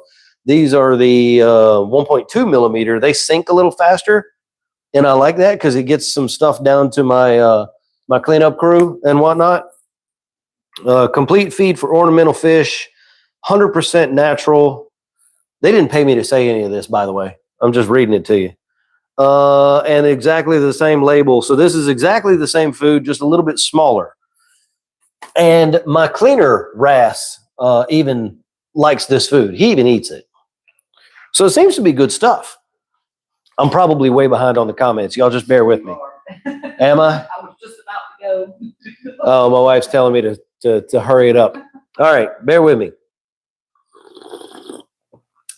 Okay. Josh uses Instant Ocean Purple and wants to add more corals because Instant Ocean does not have trace elements right. I don't want to switch my salt right now. You could dose if you wanted to. It's going to get very expensive because purple is quite low on trace elements and macro elements too, for that matter. I would recommend switching salts. I know you say you don't want to, but I would recommend that as the best way forward because you're going to spend a bunch of money on supplements and you will spend far less money just switching to a better coral, specific salt. Tina says, the queen has spoken. We heard her and are on it. She says, love you, Sandy. Cool. Oh, Josh said, just made a fresh batch of 100 gallons of salt. So, yeah, I mean, you could dose that up to where you need it to be for sure. It's just going to be a pain in the butt. All right, guys, I appreciate all the car comments, but because I am back, I'm going to skip those and get caught up on the reef keeping stuff. Would 80 pounds of live sand be enough for a 5 foot by 2 foot? 5 by 2. It'll be a little thin, but it'll probably cover the bottom with a 1/2 inch or so sand bed. Yeah. Made my own acclimation box out of a large critter carrier, burned 1 million holes in it. Most of the boxes on the market are so small. Best decision I've made for adding new fish. Very cool tip, Ashley. Thank you so much for that. It is a good idea. I actually like that idea. I actually have a critter keeper here that I just cracked the bottom of, so I can't use it to hold any water, but I could use it as an acclimation box. Would an Australian stripey work on eating Majanos? Unfortunately, I'm having an infestation. Got you. Maybe. It's a big maybe. I can't guarantee it. They do eat Aptasia, so it's possible that they might eat the Majanos. I think you say it with an H, Mahano. But I can't be sure. Yeah, it's going to be up to the individual fish. Good evening. I have a salinity crash from 35 to 33.7. After that, my alkalinity consumption dropped. By now, the consumption is going up again. Since then, all my micromucil began shrinking and showing skeletons. What can I do to save them? The only thing that you can do is get your parameters back into a range where they need to be and keep them stable at those ranges and give it time. Even if you think those micromucil are dead and gone, don't take them out of the tank, because if there's any fleshy material down deep in that skeleton that you can't see, they can come back. So that's what I would say about that. Hello from Louisiana, Animales, person from Romania. Very cool to see you here. Thank you so much for joining the stream. Let's see. Silver says, did a Brooklynella treatment for my 2 clownfish and a QT. It's been 24 hours. The female swimming in circles. I have Metro in the tank.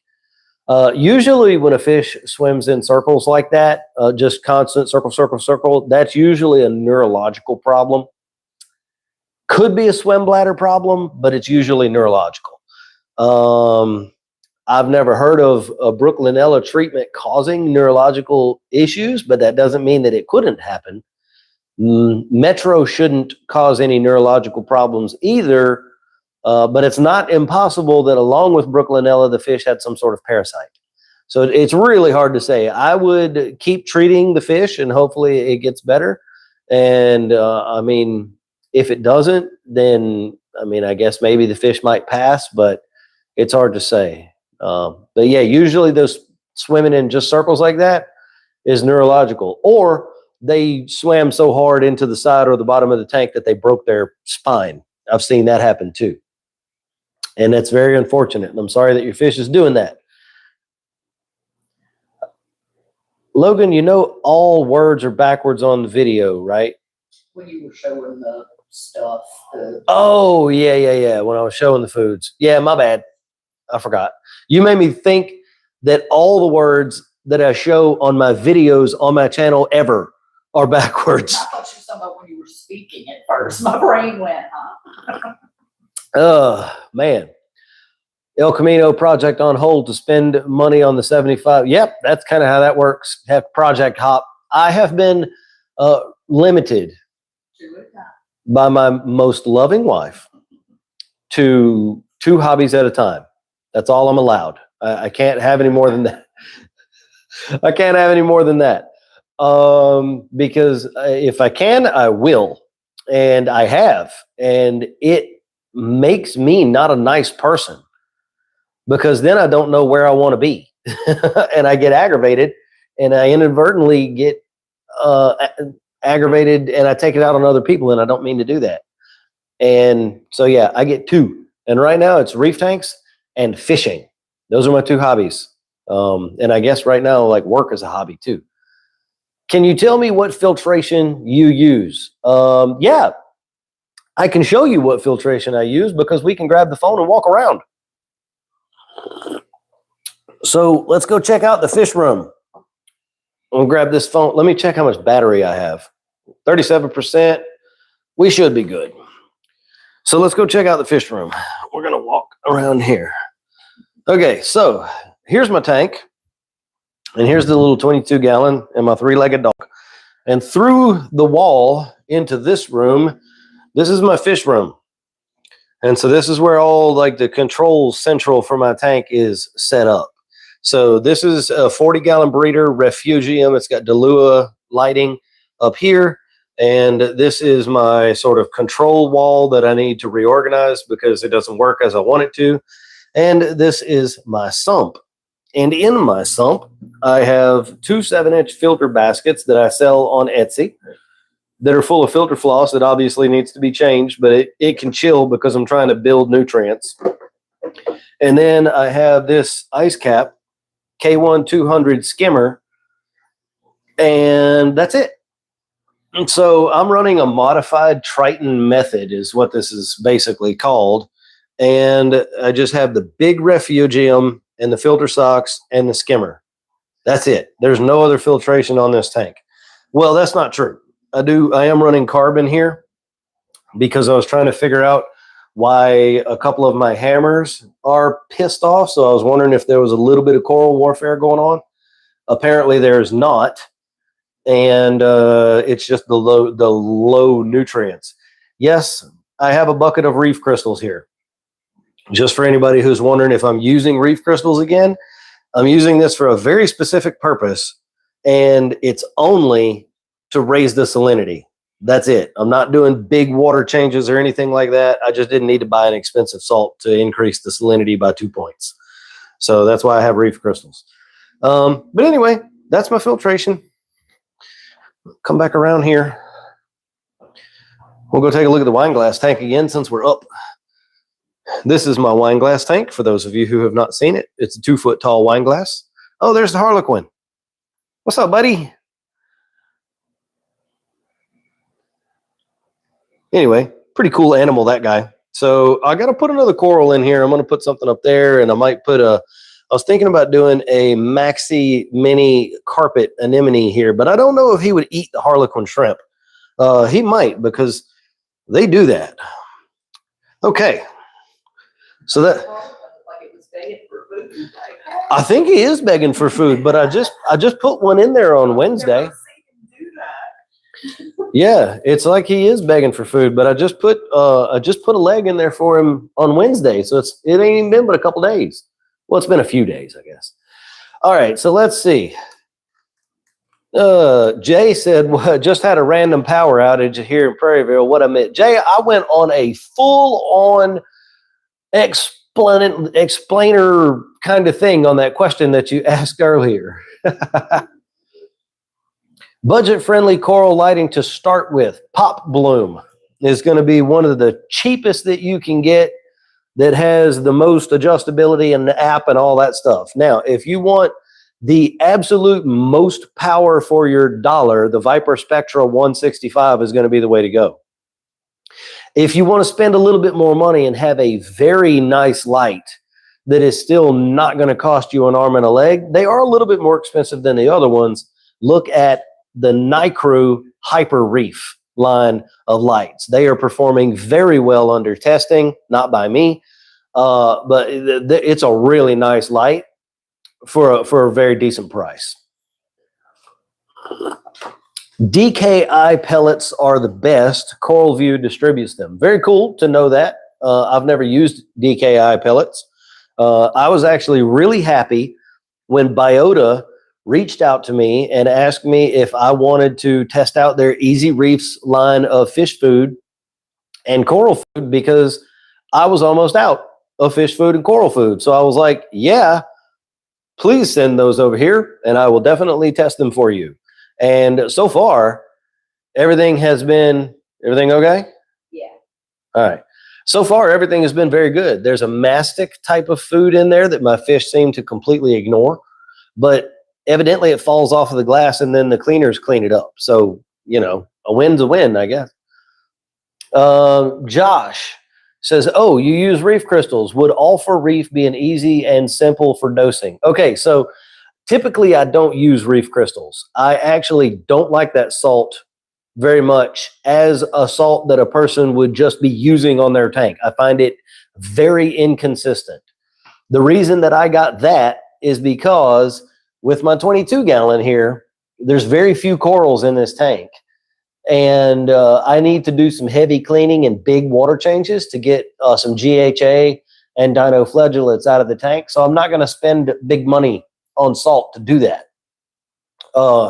Reef crystals is still the cheapest, although they have almost doubled their price in the last few years. But it's still the cheapest one if you're going to be doing big maintenance on a tank like that. I'm getting some buffering. If you're going to be doing big maintenance on a tank like that, it's still the cheapest one to use.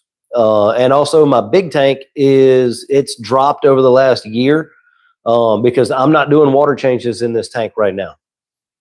And it's dropped in salinity, so I need to bump that salinity back up just a little bit. Again, you don't need to do an expensive salt if you're just using it for that purpose. My trace elements are being dosed every day from the Triton trace element program. So reef crystal salt works for that. Otherwise, I wouldn't be using it. I'd be using something else. Now, Alpha Reef is a good product if your calcium, alkalinity, and magnesium are already where they need to be. You need to maintain them at that level and also add some trace elements. In that situation, it's a good product to use. If you need to bring calcium, alkalinity, or magnesium up, then it's not the correct thing to use. That's not what it's meant for. The company that makes it even says that is not what the purpose of that product is. So if you need to bring them up, they recommend up by dosing them individually. Bring your calcium, alkalinity, and magnesium up where they should be, and then begin using Alpha Reef. Okay, moving on. That's being serious in the hobby. I am very serious in the hobby. I mean, this is my job. This is what I do 100%. It's not even a hobby anymore. It's literally my career. Y'all will just have to hang out and wait to see what's coming next. And by next, I mean, hopefully in the next 5 years. It's going to be a massive 16 to 1800 gallon tank sitting right here where I'm at right now. So yeah, subscribe to the channel and that's going to happen one day. Jaden says, I'm from Malta. I'm 16 years old. I have my first reef tank for 2 years and my corals never grow. My alkalinity, magnesium, and calcium are all in range and stable. PAR is good. Flow is good. And I feed my corals. So without actually having your numbers, Jaden, there's not much that I can do to help you. Some corals just grow very slowly. I will say that. And it's possible that the ones that you have are very slow growers.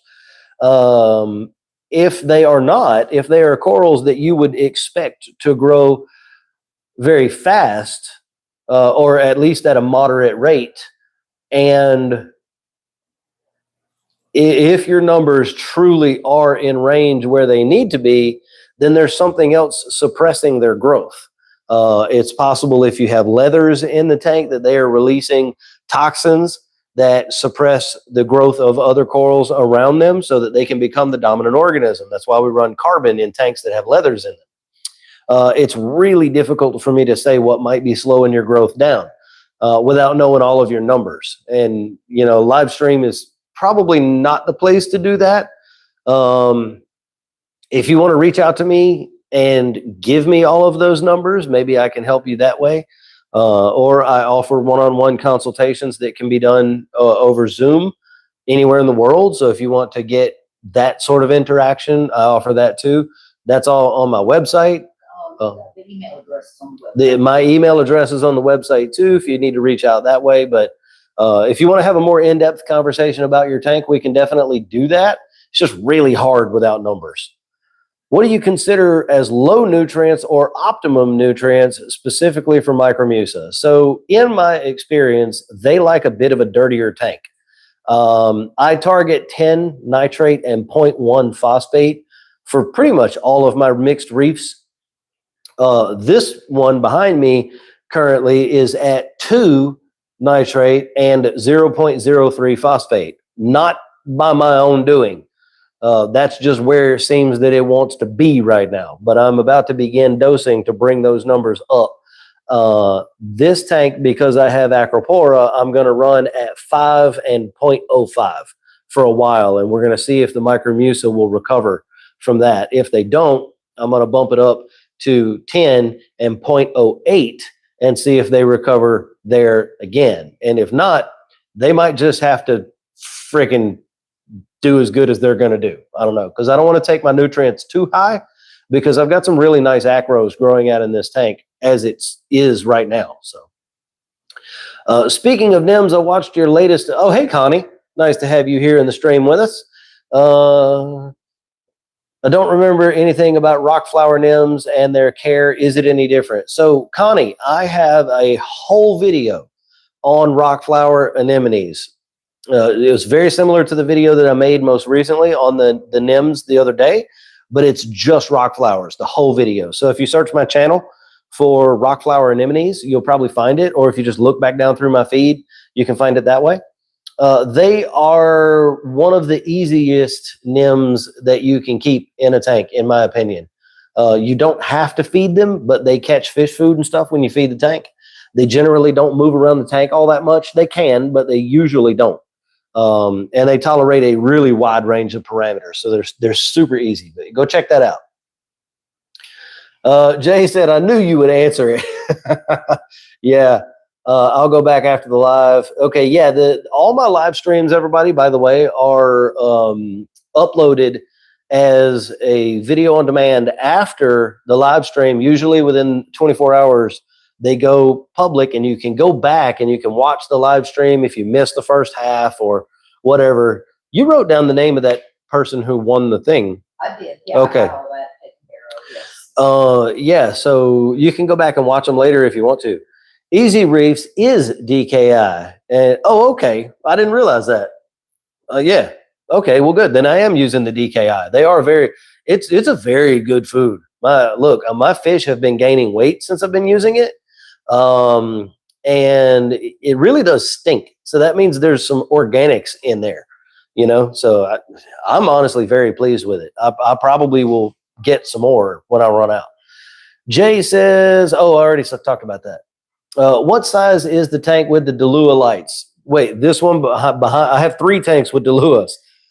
This one behind me is a 180. The one in my fish room with the pixels is a 40 breeder, and the wine glass is a wine glass. It's about 3 gallons.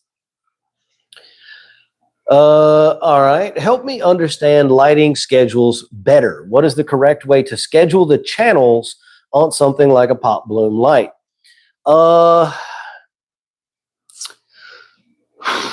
All I could really get into here on the stream is generalizations. I have a video on my channel that kind of goes into the whole idea and mindset of lighting for corals. It's called Coral Lighting 101. So generally, the 80-20 rule kind of applies here. Man, it's so hard to be general about this, but also give the information that you need. So what I would recommend is that usually you want to run your total lighting package for no more than 12 hours.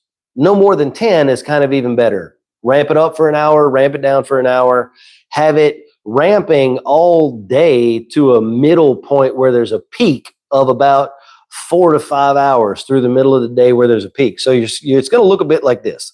So you're going to ramp up to a moderate level and then a slow ramp all day to a plateau and then a slow ramp down and then a drop off at the end. So kind of like a stop sign if the two flat edges were kicked out a little bit.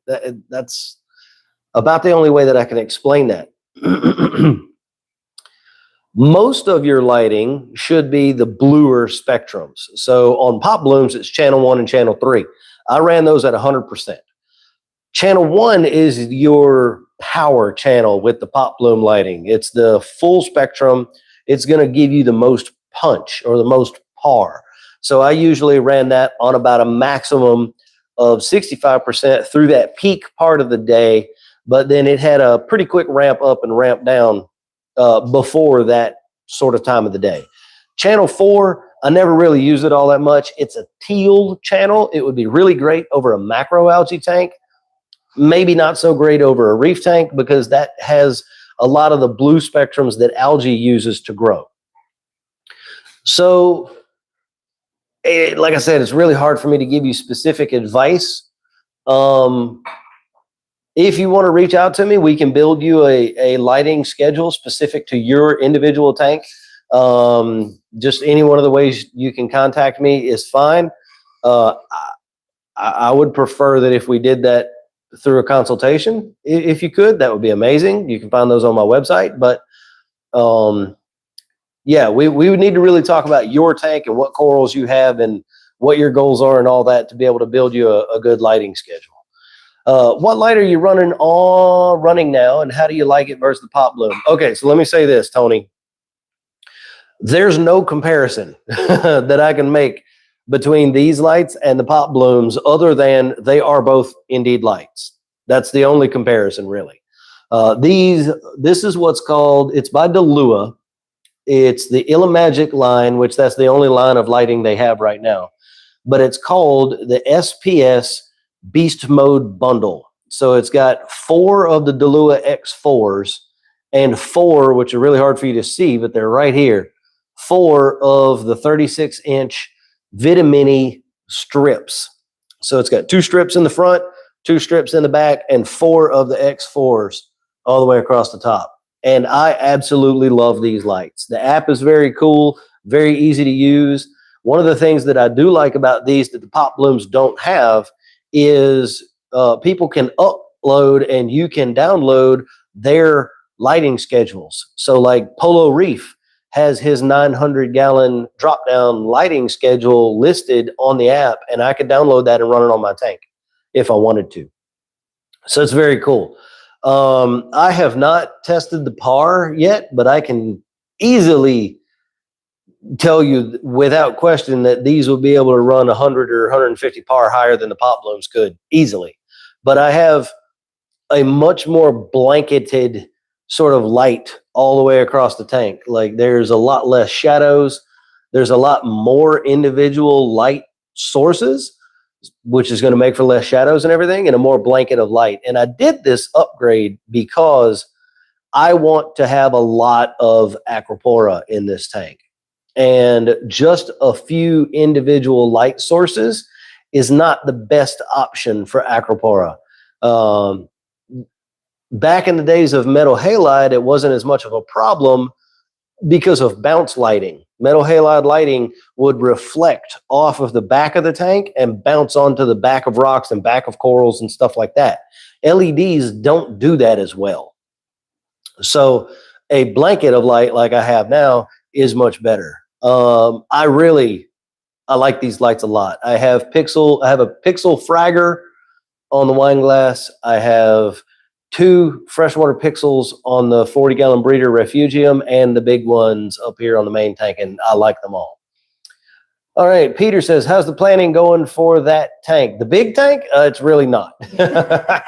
It's really not. Although I have basically decided at this point for that big 1,800-gallon tank, it's probably going to be a plywood build.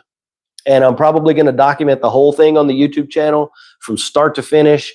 The first thing that we have to do is get someone who really knows what they're talking about out here to inspect our concrete slab under our house to make sure that we can put a 20,000-pound aquarium in this room. That's sort of step one, because it would not be smart to do any work at all without having that done first. So that is step one. And unfortunately, as of yet, I don't know who that person is or needs to be, but I do want to be able to have a conversation with that person that I can record, and so that I have that on the channel. So if somebody is thinking about doing a big build like that, they will see everything start to finish, what goes into it. Michael says, my guess would be low pH. I would kind of agree with you. I think you were talking about that other fella who was talking about his corals growing slowly. My guess would be pH as well. Senor Dicolo says, God bless you. Well, to you too, man. Nice to see you. Thank you for stopping by the stream. Kron says, is your large tank understocked? Yes, it is. It absolutely is. And the reason that it's understocked is if you take a look at the rock structure in this tank, I don't have a lot of hiding places for fish. So this is the only rock pile let me just get out the dang way. This is the only rock pile that's in the tank. So there's a few fish that sort of sleep in this rock pile. The rest of this doesn't have holes big enough in it or hiding places big enough in it for very many more fish to go in this tank. I still don't see George. No, I haven't seen George. I haven't seen George. We're missing a fish, and yeah, we're going to be super sad if something happened to that fish. Of course, with the amount of cleaners that we have in this tank now, if he died, we'll never see him. He'll get cleaned up in 2 or 3 hours. I haven't seen him all day. No. And he was acting weird yesterday. He was swimming in circles back and forth on the front of the glass. And he don't ever do that, really. Yeah, I don't know. I hope he's just hiding in a hole in the rock. So anyway, that's why my tank is understocked, because I don't have a lot of hiding zones for fish, especially big ones. So I have to be very careful with what fish I put in this tank, because I could end up with some territory aggression real easy, especially with this big sailfin. That dude down there, he's like the king of the tank. And so, yeah, I got to be careful with that. Let's see. Gloria, your name, some of y'all's name is green. What does that mean? Oh, does that mean? That's your channel member. That's the channel members are green. Oh, well, that's way easier than looking for that little badge. Well, thank you so much for being channel member. There's a couple of y'all in here. I really appreciate that. That means so much that you all are willing to do that. I have 1 male and 3 female lyre-tail anthias in 180. Can I add another set of anthias of a different species? I probably wouldn't. I would expect that you might end up with some aggression between the dominant males of the 2 different species. That said, I've seen it done before, but I don't think a 180 gallon is really big enough for that.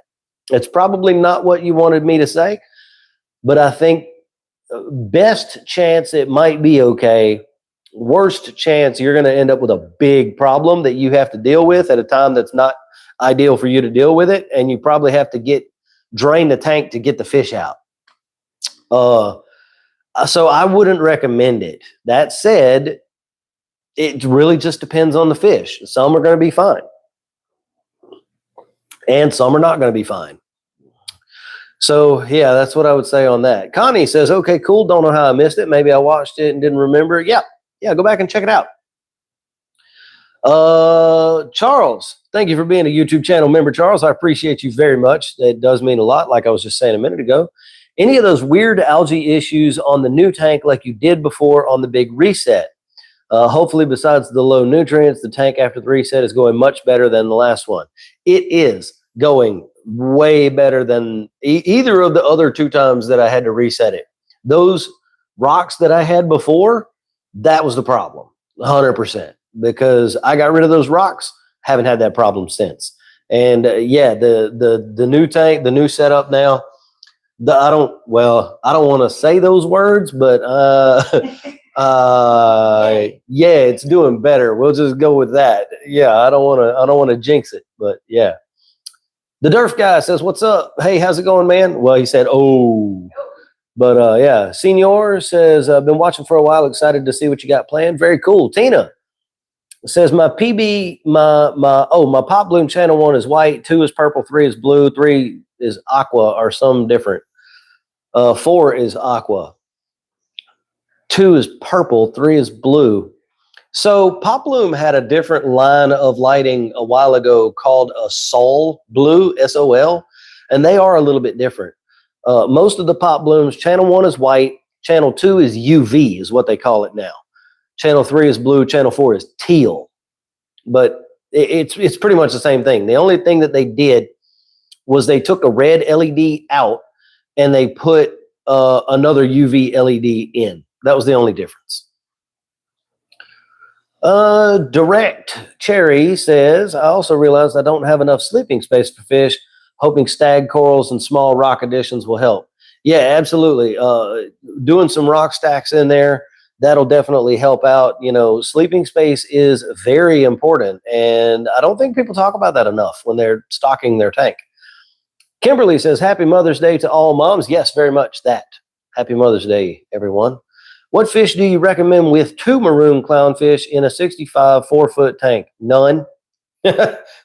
None, because maroon clownfish, generally speaking, are mean. That said, if I was going to put any fish in there with them, it would just be utilitarian type fish, lawnmower blenny, maybe a sand sifting goby, something like that. Nothing that's going to stay up in the same sort of swimming zone as the maroons, because they can get extremely territorial. Definitely nothing in the damsel, chromie, or clownfish species at all. But I probably nothing, because they're probably going to get mad. How many rabbit fish can I have in a 180? I would not do more than 2, and only if they are your dominant fish. Like I've got a spot foxface in here, and I'm not going to put another rabbit fish in this tank. You probably could, but I'm not going to, for those reasons that I spoke about earlier with the fish hiding zones and stuff. Now, I have seen tanks that are around the 200-gallon size that had 4 or 5 rabbit fish in them. Most of those tanks have a really heavy rock pile with lots of hiding space, lots of area where the line of sight can be broken. And I don't have that in my tank, so I can't do that. But as long as you have enough hiding zones and enough holes and places where the fish can swim and break the line of sight with the other fish, then it might be okay. I think your tank, if your tank is the tank, if you are the Gloria, who I think you are, and I believe that you are, I've seen your tank. It's a very mature tank, so it would probably be okay. Just do it with caution and acclimate the new additions for 2 weeks in an acclimation box.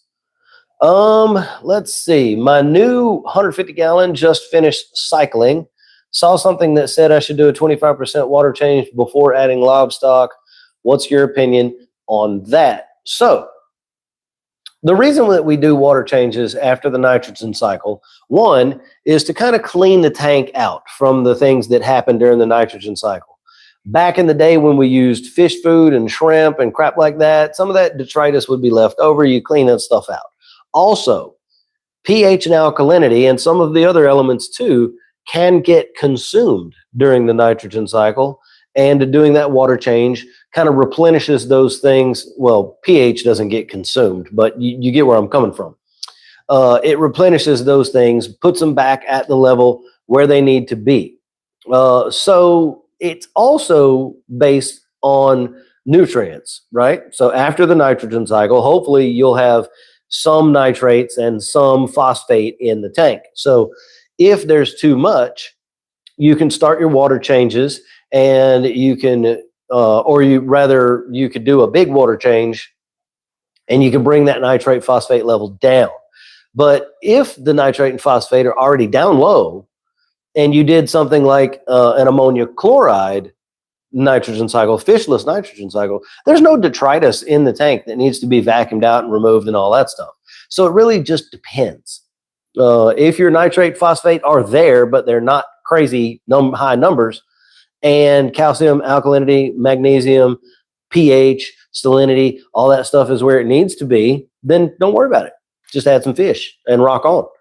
If any of that stuff is out of whack and you need to fix it, then that's what that water change is for.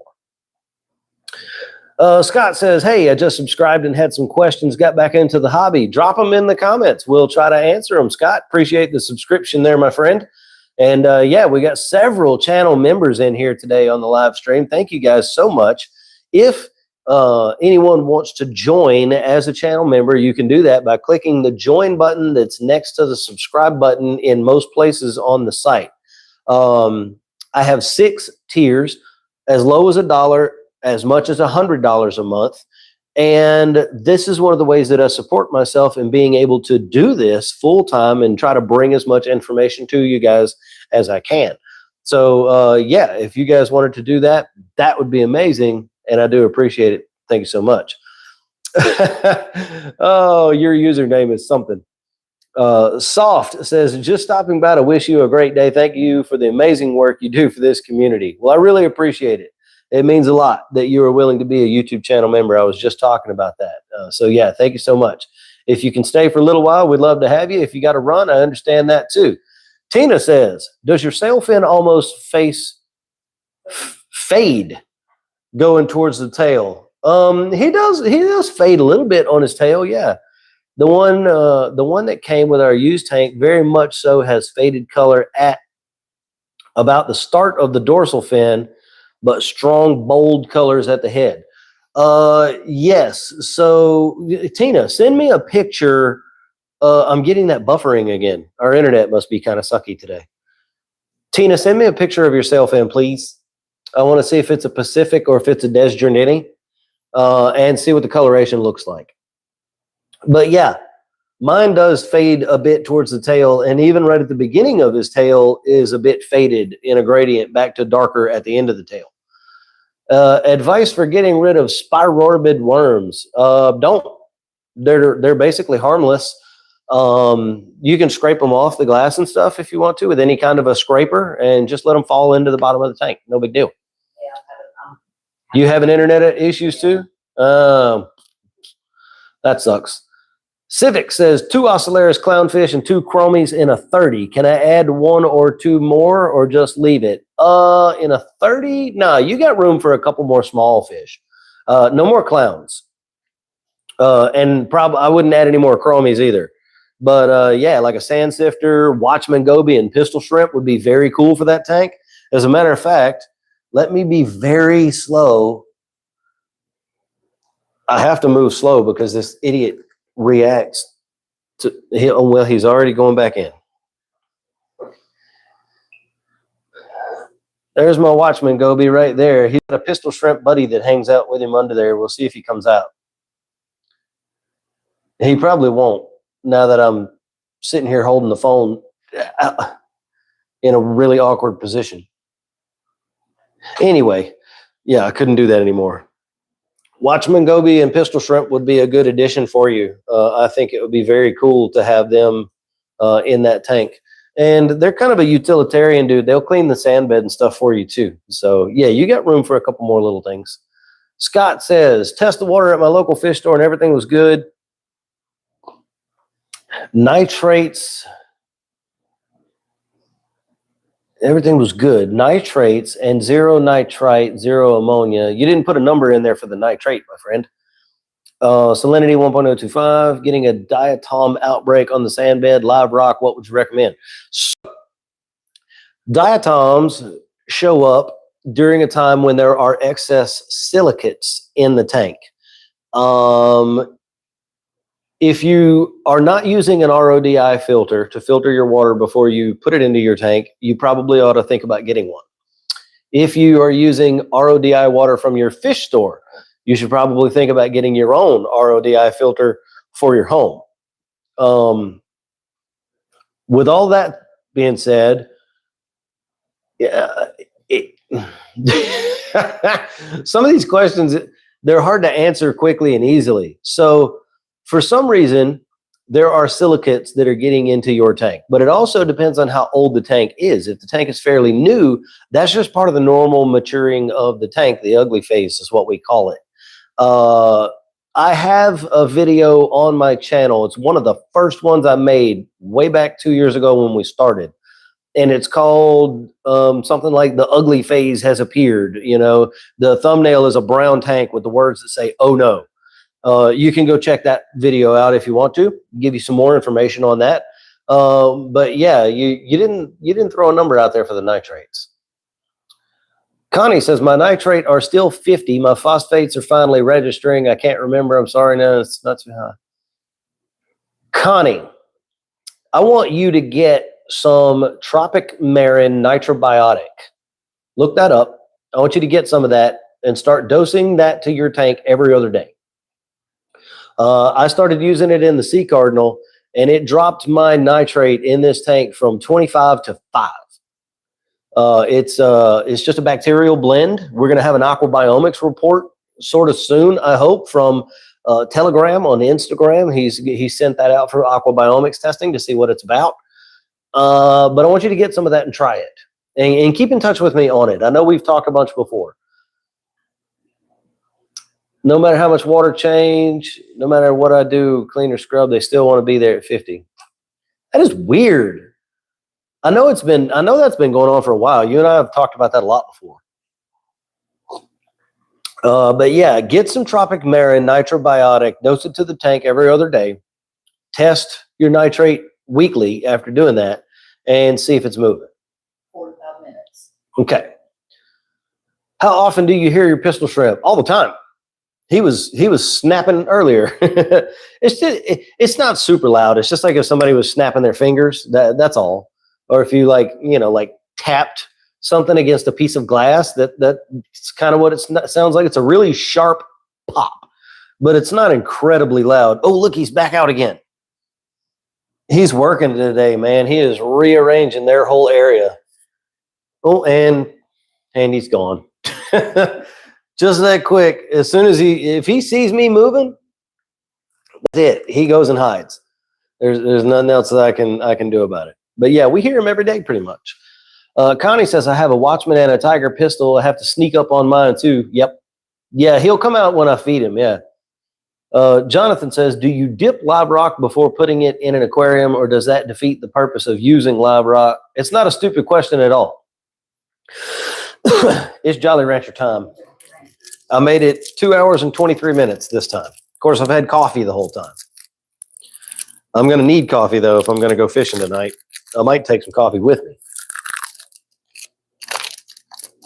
For those of you who may not know, I have something wrong with my throat, which is a terrible thing to have for a content creator. It's been an ongoing problem for several years, and I don't know what it is. Jonathan, back to your question. Dipping your live rock is not going to kill it.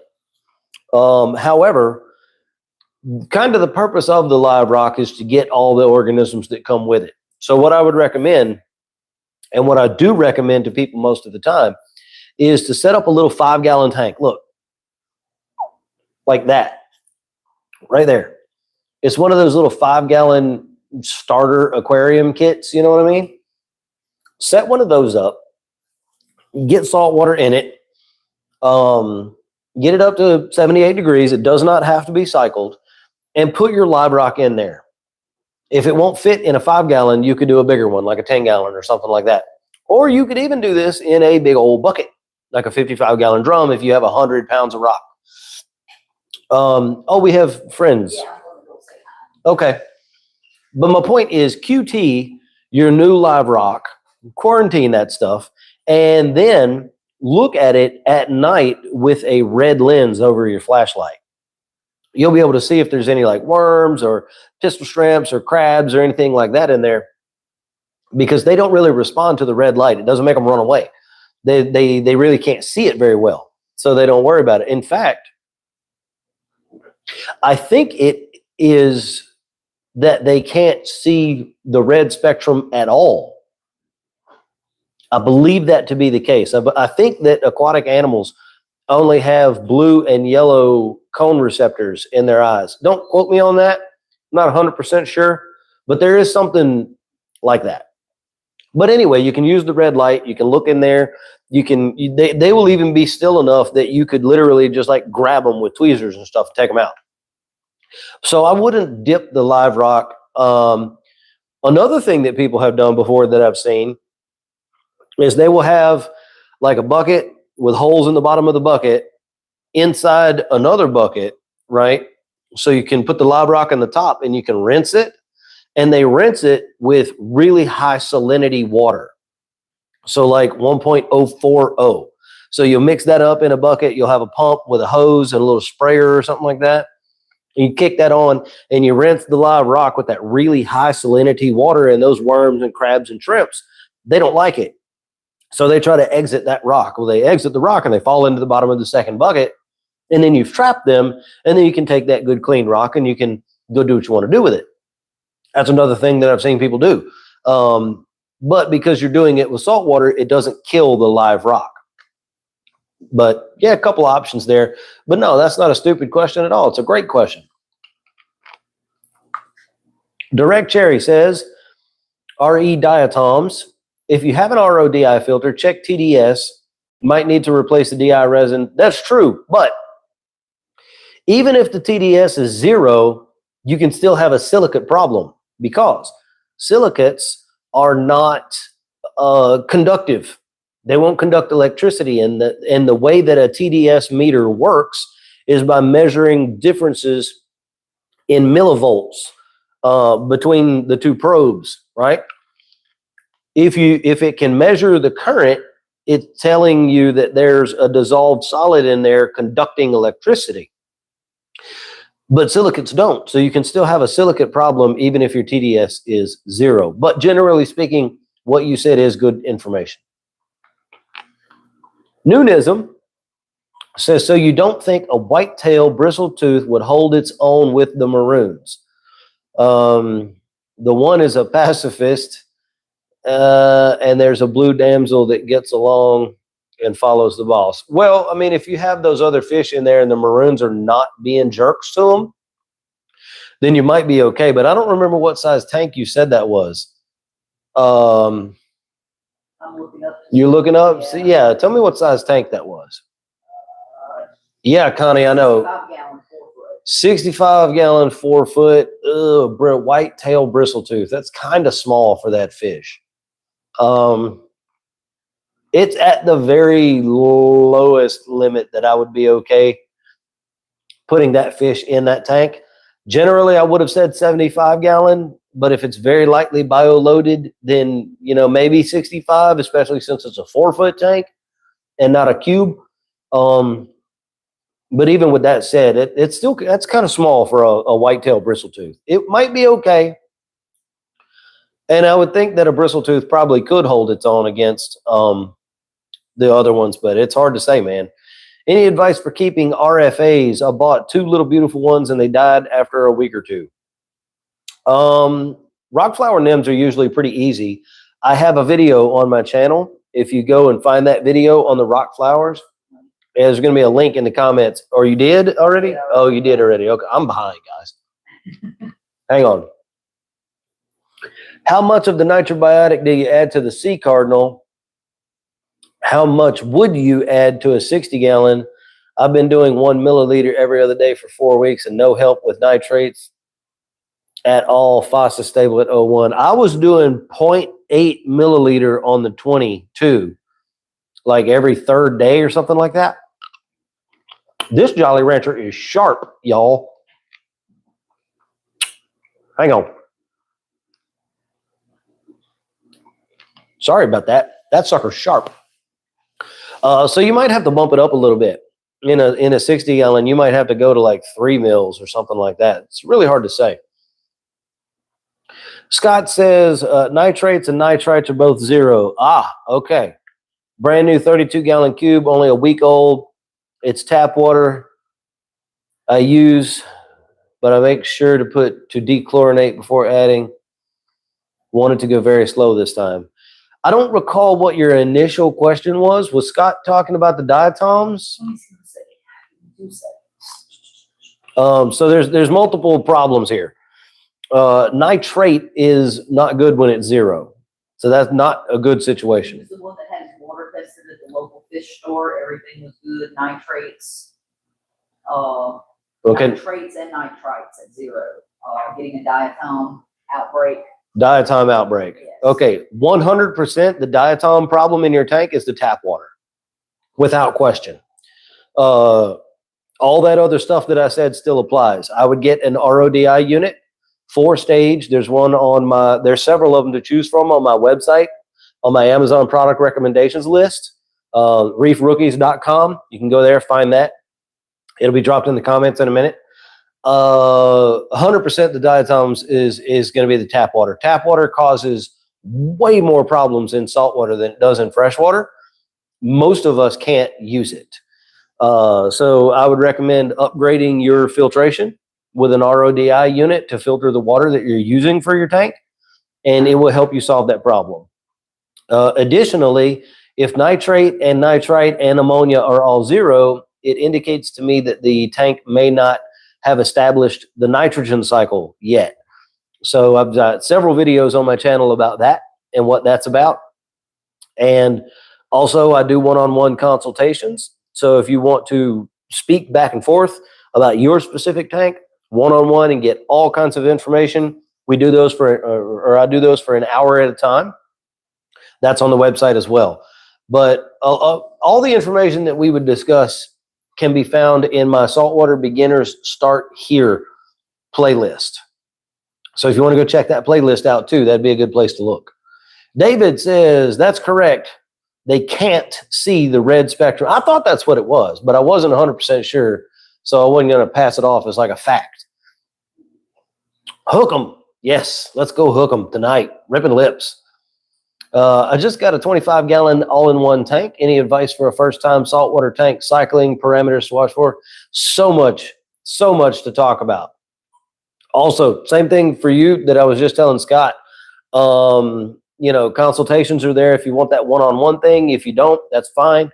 My playlist, Saltwater Beginners Start Here. That's a big one. Go watch that whole playlist. It only takes like a couple hours. You can watch like 30 minutes a night and have the whole playlist done in like 3 days. Something like that. There's tons of info in there. It's way more than I could go over in a live stream. But I am considering doing topic-based live streams, but not really. What I'm thinking about doing, and y'all let me know in the comments if you think this is a good idea, if you'd be interested in this. Zoom calls, you would have to buy in, you'd have to pay, but it wouldn't be that much. Maybe $10 or $15 or something like that. I don't know, to get in. This is still in the concept phase. But it would be limited to like 20 people, maybe 30, something like that. And it would be topic based. So like this live stream, we're going to talk all about the nitrogen cycle, or this Zoom kind of situation. This group coaching is actually what it is. It's something that we do for YouTubers to learn how to grow our YouTube channels. We have a group coaching session with our YouTube mentor. I'm thinking about bringing that to reef keeping. So we have Zoom calls that are group coaching on specific topics, or you guys could submit a question that you have for your tank, and we can cover it in depth, in detail, and everybody else in the Zoom call gets to learn about that as well. Let me know if that's something you guys would be interested in, because it's something I'm thinking about doing.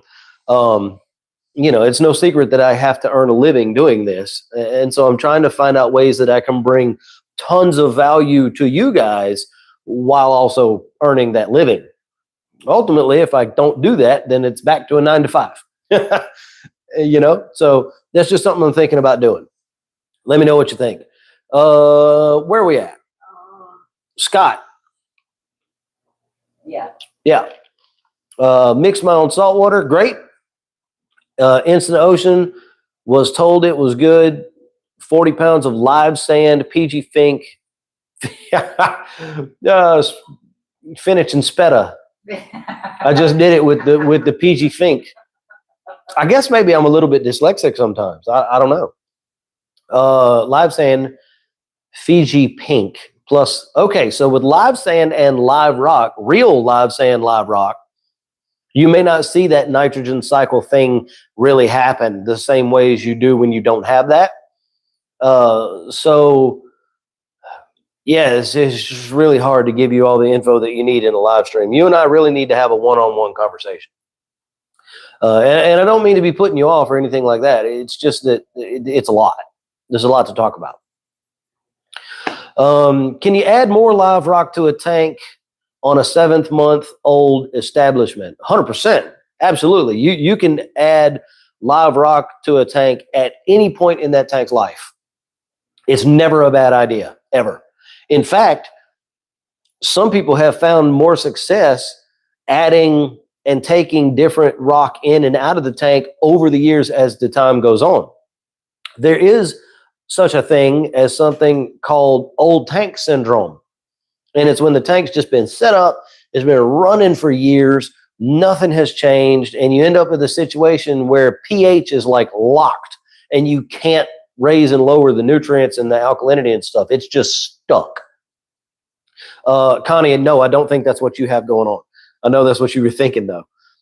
But changing the live rock, changing the corals, taking some out, putting other ones back in, keeping that diversity rolling around is one way to avoid that. One of the secrets to maintaining a tank long term, I'm talking about like 10, 15 years, is change, which is contradictory completely to everything else we talk about with stability. But coral colonies that get absolutely huge, take it out, replace it with something else, frag it up, sell it, keep some so you can regrow it, but stuff like that. One of the keys is being able to adjust your aquarium over time. If colonies start growing up together in with each other, frag all that off and let them do it again. Changing the biome around a little bit at a time over that huge long period of time is good for a tank. That said, don't go crazy and rip clean your whole tank after it's been set up for 4 or 5 years. That's not a good idea. You don't want to do that. Connie says, I'd be down for a Zoom call. And so you know me too well because I was exactly thinking that. I knew you were. Just from the conversations that we've had before, I knew you were like, is that what's happening to my tank? No, it's not. I don't know what's going on in your tank. I've never seen a tank just stick at 50 ppm nitrate like that for 8 or 9 months like yours is, and you can't move it. 25 minutes, so get questions in while everybody can. All right. So I'm going to take a really quick break. I'm going to walk over here and get some water, and I'm going to be right back. But we only got about 25 more minutes of the live stream. I don't know if my phone's even going to last that long. The battery's on 20, so make sure you get your questions in or anything that you want to talk about. If you want to ask me anything, we can do that.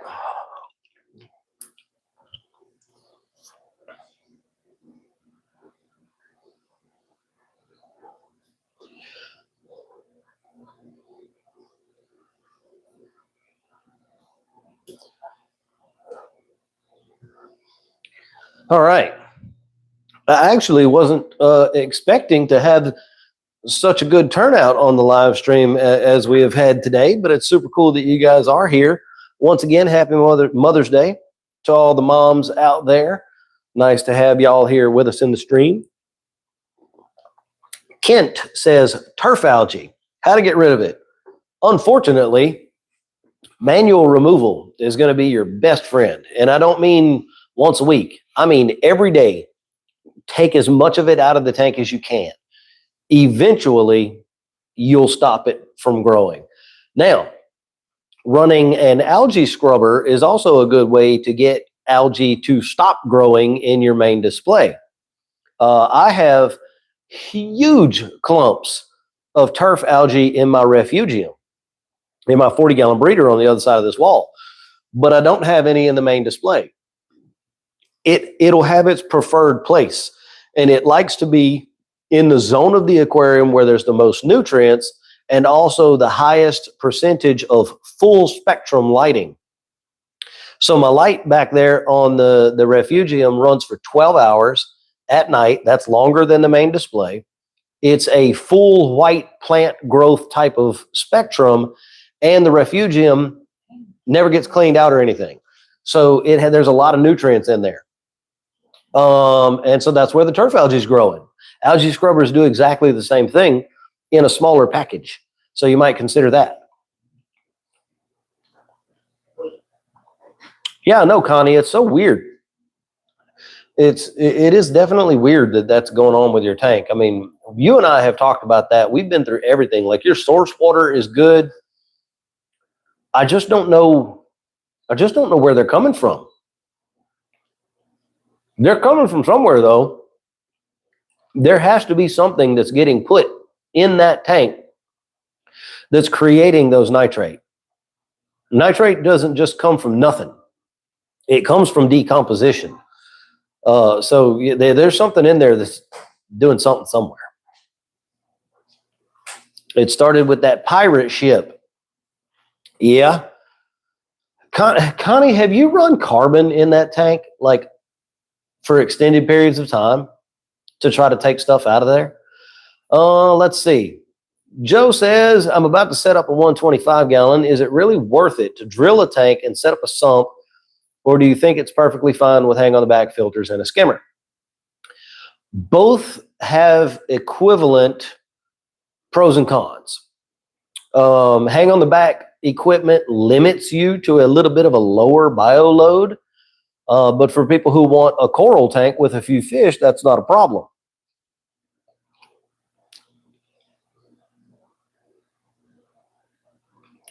And Connie, I'm coming back to that. A sump is really nice to have because all of your equipment can be put down there, not in the main display and stuff. So it looks a little bit better. It's aesthetically pleasing and whatnot, but it is a little bit more complicated and stuff. If your tank is not drilled and you are not comfortable drilling a tank, then I would say probably go with hang on the back stuff. With that being said, all tanks are not drillable. If it has tempered glass, you can't drill it. If it doesn't have tempered glass, you can, but you run the risk of breaking the tank, which I have done. But even for somebody who's never drilled a tank before, it's possible for you to drill it. Just do your research on that first, because it's real easy to break a tank. But if I had a tank that was not drilled and I really didn't want to drill it, you can absolutely have a gorgeous tank with hang on the back stuff. Don't let anybody tell you that you can't, because you can't. One of the nicest tanks that I've ever seen was a 60-gallon breeder that had 2 hang on the back aqua clear filters and hang on the back skimmer in the middle between them. So it can definitely be done. Connie says, no, I don't know what you mean. We did the vodka thing. Hang on the back filter that has activated carbon, but I don't know. That is what I mean, the activated carbon, but usually it takes a lot more than what is found in those hang on the backs. So, like, I don't know, it just crossed my mind had you run carbon in there, because sometimes those decorations, the paints and stuff like that in them can contain phosphate and nitrate, chemicals that it has that stuff in it. It's just hard to say. I don't know. I'm racking my brain over your tank. Charles says, Connie, you and I have the same issue. I had 10 Genesis blocks in the sump, and I'm trying to remove 2 every 2 weeks to see if I had too much biomedia. Week 4, nitrate a bit better from 60 to 40. Yeah, the Polyp Lab Genesis blocks. Yeah, I remember you took that pirate ship out like 8 months ago. I just don't know where the nitrate are coming from, Connie. I don't know. We're going to have to investigate it some more, I think. What is your cleanup crew on the large tank? Oh, man. It can leach out of decorations. Yes, it can, but it's been 8 months. I guess if they were in there in such a concentration that they were just absorbed by the rocks and everything, that they could still be leaching out 8 months later. Yeah, I mean, that would be the only thing that would really make any sense, to be honest with you. So cleanup crew on the big tank. I have lots of cleaners. I've got the biggest cleaner that I have is a big red brittle starfish. I've got a couple of like tiger conchs in there, tons of snails and hermit crabs of all different species. I've got Astraeas and turbos, seriths, neorites, dwarf serith, stomatella, pretty much all of them. Pretty much anything you can think of, really. I also have 2 big white pincushion urchins, and this one is carrying around a shell. I'm trying to look and see what other stuff. I got a lawnmower blenny. I've got a diamond goby. And I guess, and 2 red mithrax crabs. So yeah, pretty good load there on the cleaners in the tank. Thank you for all you do. Well, you're welcome. Thank you so much for being here. Hang on a minute. There's another one I missed. Oh, you were talking to Connie. Okay, I'll let that go. Quarter size of GHA, ton of cleanup crew, and they work hard. Akira was asking if they're supposed to clean their biomedia often. Are you supposed to clean your biomedia often? Not generally, but what I would say is you don't want moam building up in the tank. You know, so if you take your biomedia out and you can rinse it in some salt water or whatever and then put it back, that's fine.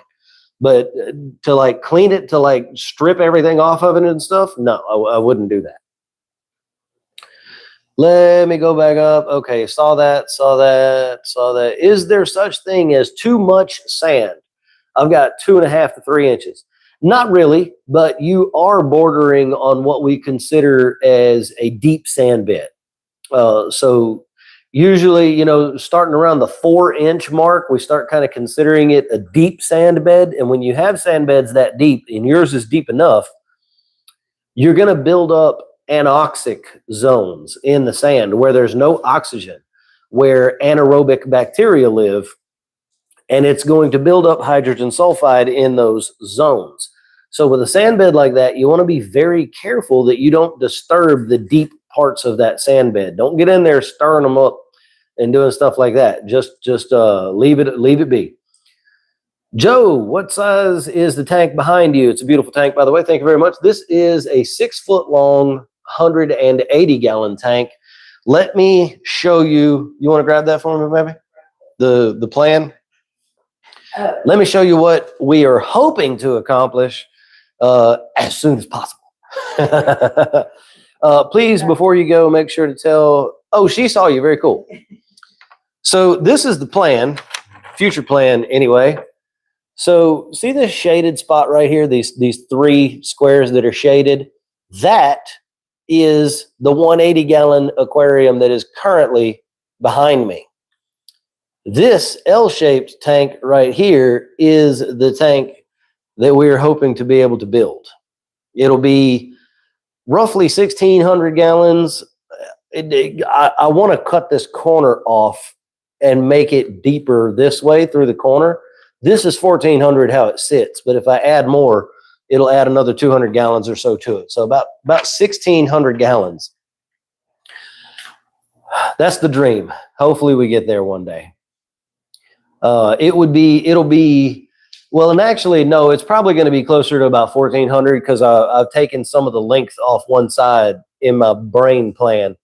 It's going to be 9 foot long on this length over here to my left with an 8-foot viewing pane, and 12 foot long on the other length with an 11-foot viewing pane on that length. And then the corner on this backside will be cut off. So it'll be almost 6 feet from the actual corner of the tank to the back wall across that corner section. And so, yeah, it's going to be crazy. How often should you clean the sponge that goes in between the compartments in the sump to keep the bubbles out? I would recommend weekly. When you do a weekly water change or anything like that, you got some old salt water, take that sponge out, shake it out real good in that old salt water, and then just stick it back in there. You don't have to do anything more than that. Gage, thank you so much for being in the stream and everything, and especially thank you for being a YouTube channel member. I really appreciate that. You guys are really one of the main contributing things that helps all this keep going the way that it has been. Demetrius says, hi, I just came across your page. Nice to be here. Awesome. Love to have you. I have a 40-gallon Reef. In a few weeks, I'm moving to a 75. I need some good advice on how to make the switch without any issues. I have a video on my channel about tips and tricks for moving a reef tank. It's a fairly recently done video. It's not that long ago. We're going to drop a link in the comments that will take you to that video. Pretty much everything that I would tell you is there. It's a little bit long-winded for a live stream, but you'll find that info there. Yeah, Joe, sorry. That is going to be wild. There's going to be a lot to it. If it is indeed able to work out, it will be fully documented here on the YouTube channel. Everything from conception and planning and all the way through to the end and being done. One of the things that I want to do, okay, one of the things that I want to do with that is DIY my own skimmer. And it's going to have to be a huge skimmer. It's going to have to be massive for a tank like that. And so the ones that are out there on the market that can support a tank like that, they're all very, very, very expensive, like many thousands of dollars for those big skimmers like that. But I am willing to bet that I can build one for a fraction of the cost that works just as good. So that's going to be a really cool thing just for people to come along and experience, along with us.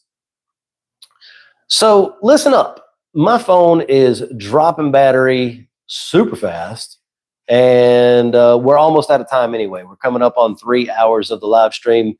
We usually stream here from 1 to 4 o'clock on Sunday. Sometimes we do it over on TikTok, but I think we're just going to stick to YouTube for now. It seems to be working a little bit better. Demetrius, thank you very much. I appreciate that subscription. We also have a Facebook group if you want to join that. It's Reef Rookies with Logan. I have a website that you guys can check out. It's reefrookies.com. There's all kinds of information there. We drop reefing insights, which are like blog posts, all that kind of stuff. We're going to be doing announcements through there for, new things that are going to be coming to the channel and or to the brand and all kinds of stuff. So go to the website and check that out. I do 3D printed accessories for aquariums, all that kind of thing.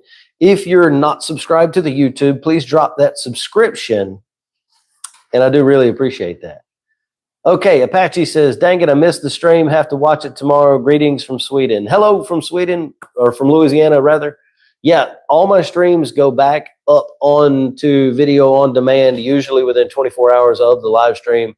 So you can go back, you can watch it again if you want to. And it's very awesome. It's very awesome when people do that. So with all of that being said, thank you so much for a live stream, for the live stream, the participation and everything. Happy Mother's Day to all your moms out there. We are going to get out of here. I'm going to get prepped to go fishing, and we're going to have salmon for dinner. and all that good stuff. So yeah, hope you guys enjoy the rest of your day, and thank you so much for hanging out with me. We'll see you next time. Cool. Boop. Boop. Didn't work.